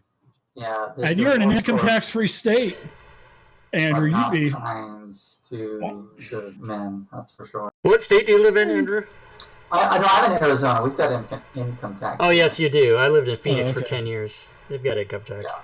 I'm the one that lives in I think Nevada. I'm sorry. Yeah, I live in Nevada's an income tax. I have no income tax here, Washington. Yeah. Oh yeah. Where are you in Washington? Texas. Spokane. Okay. Yep, I grew up. I was raised in Spokane. I moved to Phoenix for 10 years, LA for 10 years, and then there was some army shifting around in like South Carolina and Korea. And then I came back. That was not the right order. I lived in Vancouver, Washington for a little bit. Oh yeah, I've got a friend who lives there, bottom of the state, near Oregon. Yeah. Yep. Beautiful country. Love it. Mm-hmm. It is. I like it here. I don't think I'm ever leaving. I was in Ohio Till that volcano blows. 4. I was in Florida for almost 40, and then I moved to Texas last year. And I love Texas. I'm not going anywhere. I'm going to Florida to see Dave in July, and that'll be my one and only time I go to Florida. I'm not going to Disney World, and I'm going to go to Florida, say I was there, and leave and come back and never go back. We're gonna get some beers, Rob and Dave. I've had a liver transplant. What are you talking about? You'll get the beers. I'll get Diet Coke. You'll get a beer anyway. You're gonna force feed me a beer? I can't drink one. Come I can't. On, nothing's gonna happen. I can't do it. If they peer pressure. Yeah, well, I can't. Plus, I hate beer. I've always hated beer. Then I don't drink anyway, so then I won't drink either. If you're not gonna drink, I'm solidarity, brother. It's gonna be a very boring trip for you two. Sorry. No, we're gonna have fun. I get to see my son. My son's gonna meet me over in Orlando, so that's gonna be pretty cool. Marbanya, Babunski, and Drake and I are all getting an Airbnb when we're gonna stay an extra day and play just game. We're gonna try to get you involved in that, but we don't think we can because you're gonna be seeing your son. Yeah. We're still gonna play games during the 2 days. Oh yeah, but we're gonna stay an extra day and just play games in our little Airbnb that we're getting. I got you. Because Doug had. Going to a con? Well, no, it's the Kickstarter Alpha Party. It's Cool. So Dave's going as an employee. I don't rate high enough to go to employee, so I have to pay my own way. That's what Doug told me. And then Marbanya is going, Drake is going, Babunski's going. Babunski's my +1. And then we're all 4 staying in an Airbnb. What does +1 mean? I don't get it. Is that like modern lingo that I'm not familiar? No, +1 is like if you go to if you're invited to a wedding, you can bring a guest with you. It's your +1. Oh, okay, all right, yeah. So that's what and I thought it was going to be like a BFF or something like that. I don't. No, Babunski and I are getting married at the my event. Son's going to be my +1 then. Yeah. You guys, I had fun. Thank you so much. I will talk to you next. Nice to meet you, Rachel. See ya. Nice to meet everybody. See you guys next week. All right, you guys. I'm off to bed too then. Yep. See you guys later. All right. I'll be enjoying it, staying up all night because I'm not married. Yeah. The only thing I like better than being married and having children is doing whatever the fuck I want in the fucking time I want. Andrew's wife is banging on the wall with a hammer. Good night. Good night, guys. All right, there they go, everybody. Holy shit, that was a mess. That was an absolute fucking mess. Okay, let me change to. I suppose I should make a slide for. Hey, so Rilvis, thanks. Did you really email them to get credit for my? That's funny. I doubt they'll do it really fast. I mean, I could look right now, but I need to make a slide for this basic D&D. I should make that. I could probably do that right now. Affiliate sales. No, they didn't do it. All right. Let's make. Hey, I got a button here for Photoshop. Let's do that. First of all, let me go back to video. Video. Oh, I just do that right here. Open Photoshop. I got a button for Photoshop because I always need it. Alright. I think I'm going to use that picture I have there for basic D&D. You did. Okay, thank you for doing that. Yeah, so I actually get 5%. So what, $32? So if I'll get like $1.60 from that or something. Alright, let's go to this one. And then I will resave it as basic. I do not like, I like them to be, no, fucking fuck. I like it to be like this. I want to see it this way. Yeah, like that. Alright, now I'm going to save this as basic D&D. Announce basic D&D. Alright, so I'm going to save that. Okay, now I'm going to take out that picture. What's this picture? What the fuck is that? I don't know. I'm taking out both of them. Alright, I'm going to change this to the DM is Digital Dave. I'm just going to call him that. That's not what his name is, but that's what I'm calling him. Digital Dave. Episode 1 is the 22nd. And let's get a different color scheme here. Let's put the... What the hell is this? I don't want this Dungeon of the Mad. What the fuck? Get that shit out of there.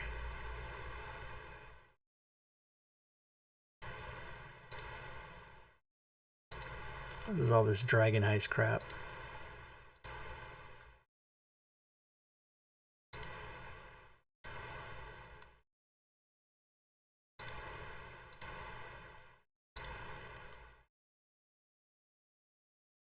Okay, so now I can put in the...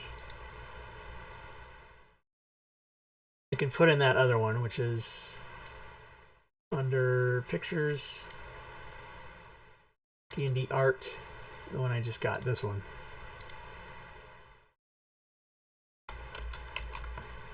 I like that one.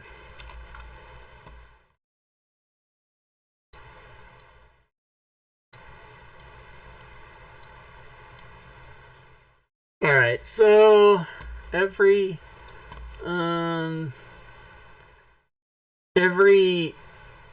other Saturday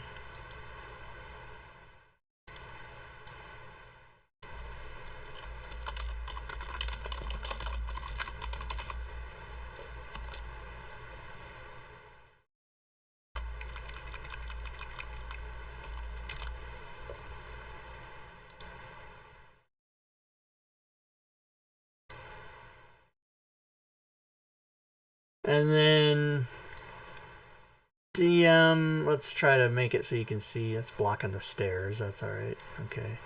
And then we're going to change the color. We're going to change the color scheme of this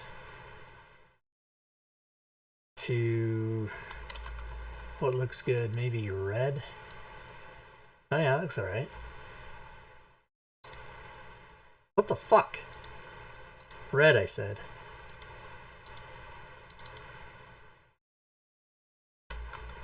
Change this color scheme to the same red. Alright, episode 1, 622. Oh, but I gotta say what it is. I gotta say what it is. It is...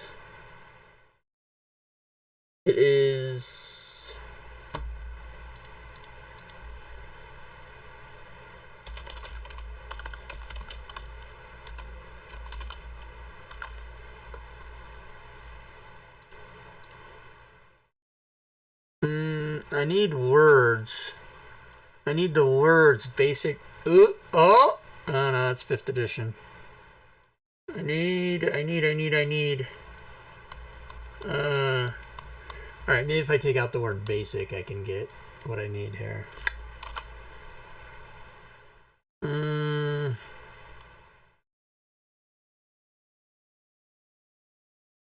Well, it's not AD&D. It's a BECMI. Let's try what we see what we get here. Okay.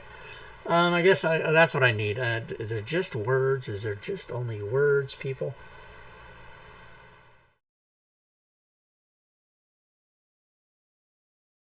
Oh!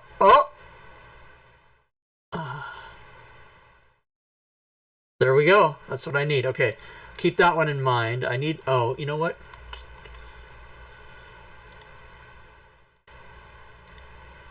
Transparent is what I need. Okay, here we go. Yeah! Yes! Why is there a fucking... What the fuck? Where's it just a white one? Come on.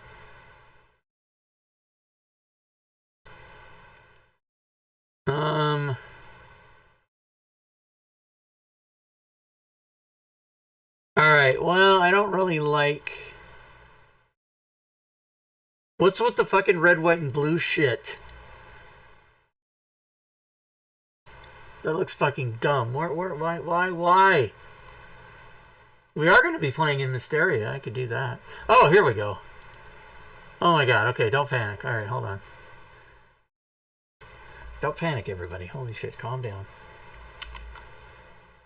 Wait, where is it? Why isn't it in there? No! What the fuck is this?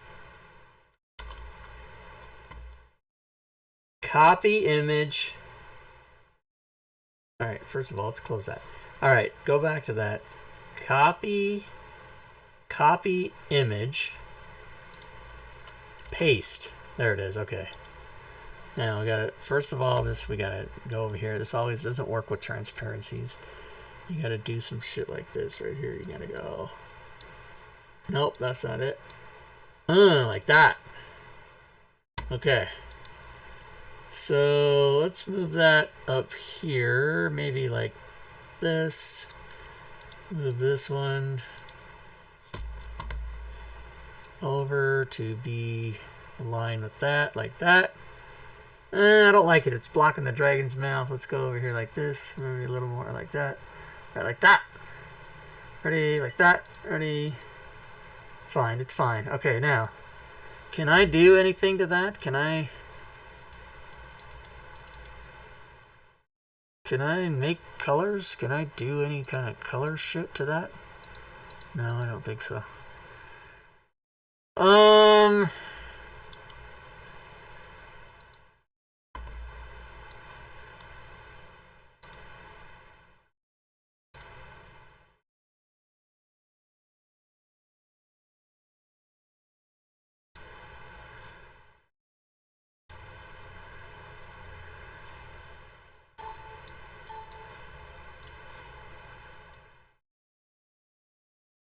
Nope, that's not what I want.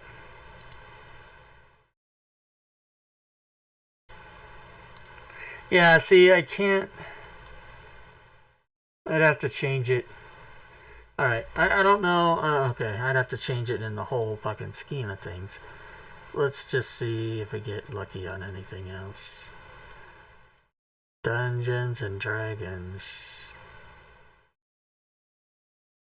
Drop in an RPG. That's kind of a 5e pickups thing. It's a different name.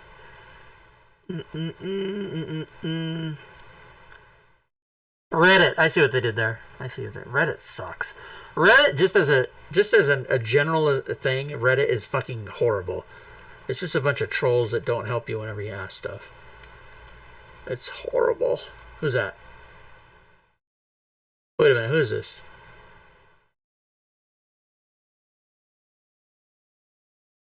Am I supposed to know who that is?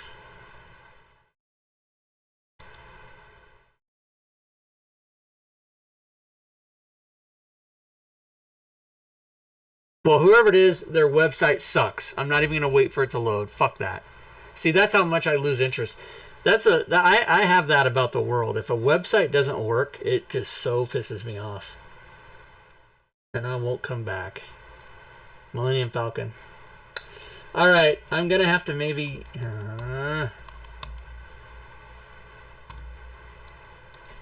let me try one more time.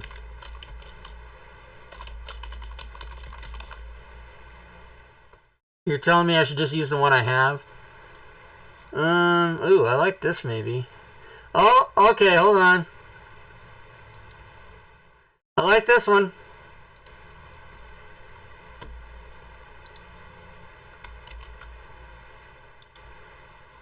Yeah, that's a little. We gotta do something to that real quick. Right quick. What? Wait, why? What? What do you mean?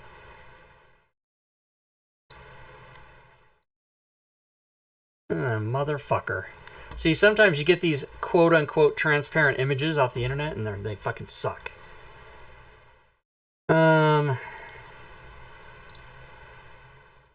This is the old... Is this... No, that's like 3rd edition, isn't it? I need... Drupal and Dungeons and... What the fuck is that?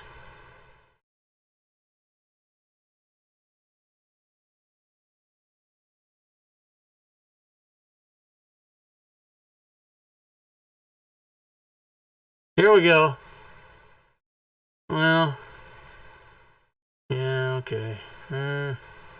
That's not the right edition. I want... It's not Advanced Dungeons and Dragons.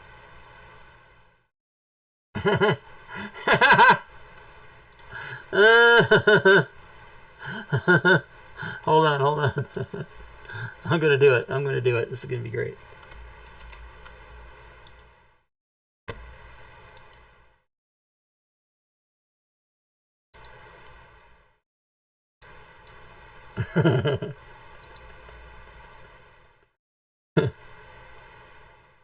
I wish it would fit the dragon. Oh my god. Wait.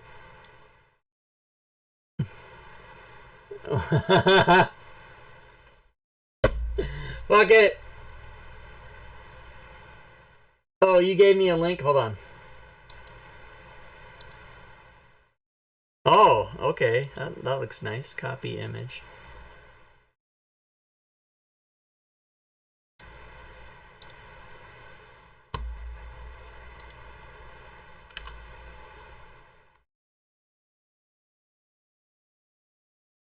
See, whenever you use a quote-unquote transparent image in Photoshop, it always has a black background. It's fucked up. There we go. No.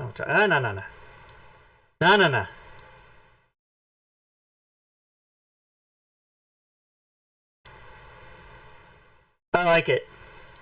I like it. I'm using it. That hat's gonna stay. That's fucking amazing. It doesn't look right. The dragon's wearing a hat. I mean, I'm not gonna spend all kinds of time fucking with that. I could cut it out so it looks like the dragon's wearing it, but...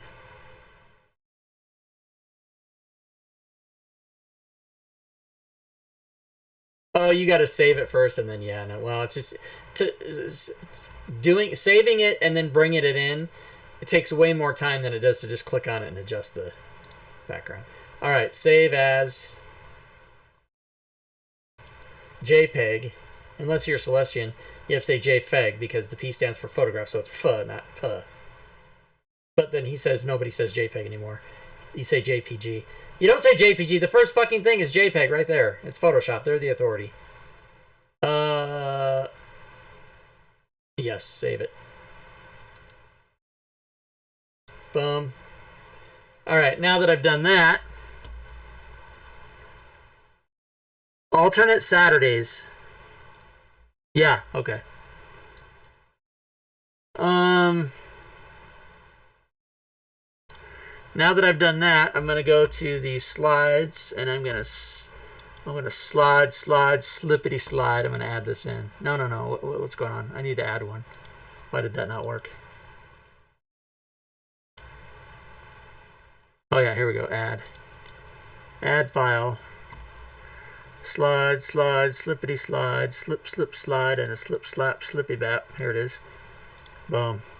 So it should be Monday, Wednesday, Friday, Saturday should be up one. There we go. So now it's module creation Monday. Lady Shell's still the bit boss. What the hell?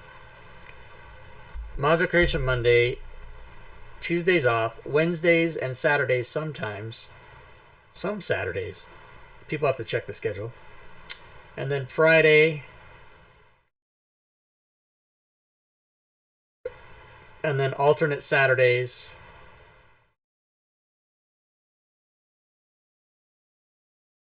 Alright, and of course I closed Photoshop. Motherfucker. I always do that. Now I need to make the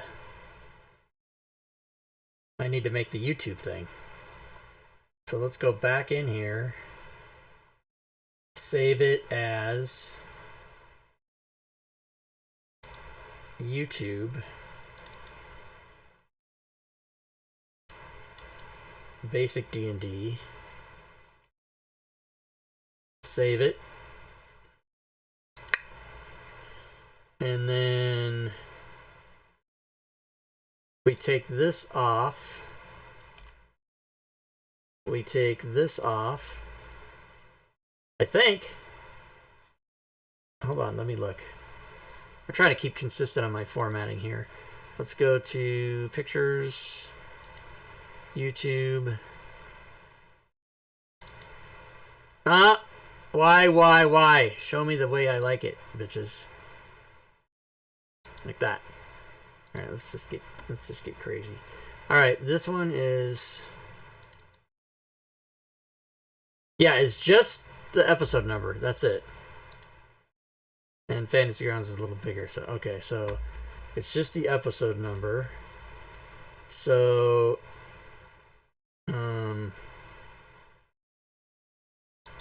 gonna change episode 1 to session 0.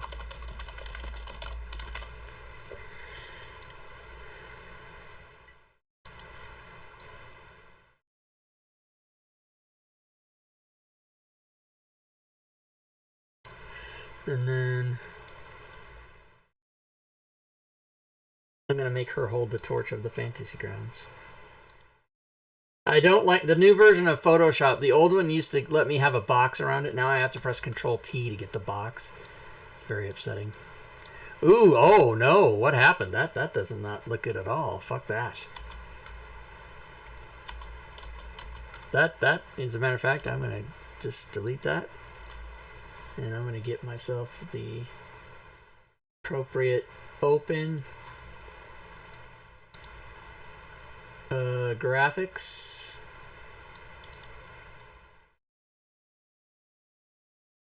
Fantasy Grounds. Logo. Yeah, see, why is that black? That's bullshit. Why is it? Yeah, it's not. Alright, there we go. There we go. Now we're, hey, find it fast. What the fuck? Don't tell me. Get out of here. All right. Control T.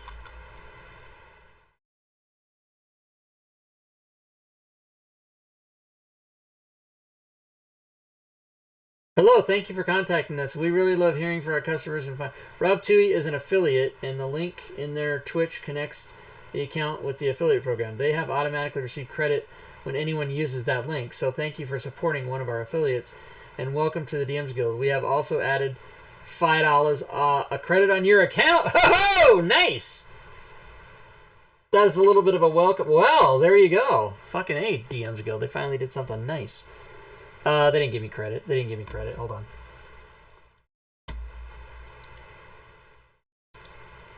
Yep, still don't have credit. They gave you $5, not me. All right. Do we want to make it so that it is her torch, or is that too cheesy? She's holding the Fantasy Grounds torch. I like it. I do like it. I'm gonna do it just because it's funny. All right, save as JPEG. The P is for photograph. I'm gonna never not say it. I'm gonna say it every time I do it, even if I'm doing this offline and I'm by myself. I always say it to myself. JPEG. It's pronounced GIF, not GIF. Basic D&D. Save it. All right, now when I upload the video, I can put that on there on YouTube.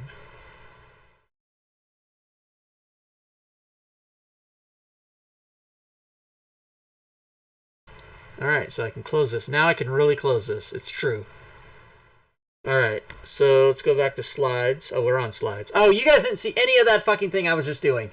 I had it on slides. Oh fuck! I'm sorry, you guys. I keep forgetting to. Nobody yelled at me in the stream.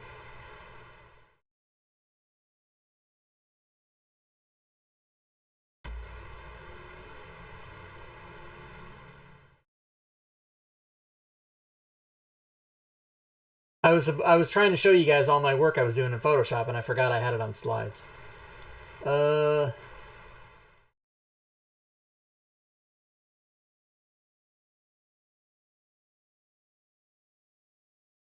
You were imagining it. Okay, good.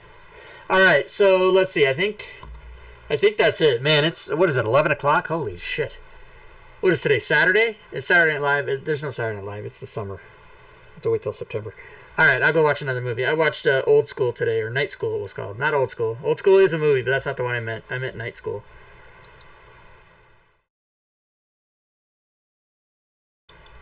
Leave group. It was pretty funny. Kevin Hart and Tiffany. What's her name? Tiffany Haddish? Yeah. All right, so let's see. I'm going to close. Everyone's still logged on to Dave's table. Every single person is still logged in there. That's so funny. All right, all I have to do is remember 110 gold, then I can email them my equipment. Because I got to look in the book. All right, so I'm going to close that. I got the logos. I don't need that. I don't need this. I'm just closing all my windows that I don't need. Patreon reward. Somebody changed from $10 to $1. That's all right. It's better than zero. I gotta worry about my camera later. I'm getting away from this computer, you guys. I'm walking away. All right, so I guess that's it. So how long have we been?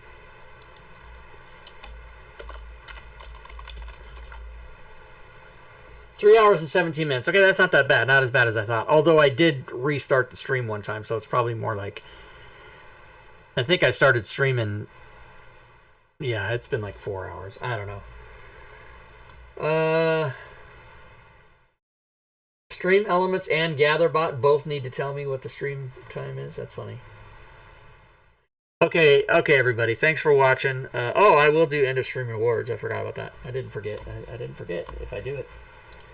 I'm so excited. This did not actually go the way I thought it was. This was my imaged, how I thought this would go. This was completely everything the opposite of what I thought was going to happen. So I was a little disoriented by that. I can go with the flow, but if shit doesn't go the way I think it's going to go, then I kind of shut down a little bit. Okay, so there's the end of stream rewards, everybody. Also, don't forget that you can do all those things to become involved, especially if somebody's watching new. Thanks for being here. Don't forget to follow. And if you're watching on YouTube later, first of all, congratulations for watching a 3-hour video that was basically rolling 3d6 and a lot of talk. Nothing happened. But we did establish the parameters for the game that we're going to be playing every 2 weeks. Good to see you guys here. Celestian. Who else is here? Dead Hand, Dragonbait, Gerbil, Grimson, Marbania, Angel, another TV viewer. That's a new name. Cash Bear, Commander Root, ID10T, Freddy, Lyrics, McClancy, 10,006, Mr. Wolf. Somebody just left the channel before I could get to them and read their name. That's pretty funny. Posey, Reverend Master Rilvis, the Windsor 83. Hey, what's up, Windsor? Torpedo, V&K, Valerian Gamer, and what is that name? Virgo Pros. All right, thanks for watching, everybody. Half the people whose name I just mentioned are not here. They're camping in the chat, but they're not actually watching. Anyway, you guys can go to the Discord channel. You can go to Patreon. You can go Cheerbits. You can subscribe. You can donate. Go to the DMs Guild. I already did the DMs Guild for yesterday. I think it was how many items here? I can just check on this right here. 16 items. So that's almost Cheerbits. Cheerbits on the stream. Thanks for the cheerbits. Cheerbits. Thank you, Dragon. Cheerbits. Take down Lady Shell. She needs to be taken down. And then what else? Yes, you can follow me on Twitter and subscribe to the YouTube channel. So I'm glad you guys were all here. Hopefully, if you were here for most or all of that, you'll get a sense of how the game's going to go. But I think it'll be fun once we get into it. So obviously, when we start on the 22nd, there'll be way more action, and we will be rolling dice and going to encounters and adventuring and trying to cash grab all the gold we can, because gold is XP. That's how it works in the old days. And then I was kind of surprised by Dave's announcement that he was going to be playing 4th edition and Savage Worlds and Pathfinder and all these other games. I didn't fucking buy a $150 book to play those other games. I want to play basic D&D. So when he does do that, I'll probably sit those out, and we'll just do 5e pickup games on Saturdays on those weeks. So yeah, I'm a little out of my element with me not being in control of when the stream starts and what days it's played, but hopefully on these alternate Saturdays. He did say he was going to start on time, so we'll see. But thanks again, everyone, and until next time. Ooh, I get to use my Stream Deck button. I can just push the outro button. This is going to be awesome. All right. Until next time, good gaming, everyone.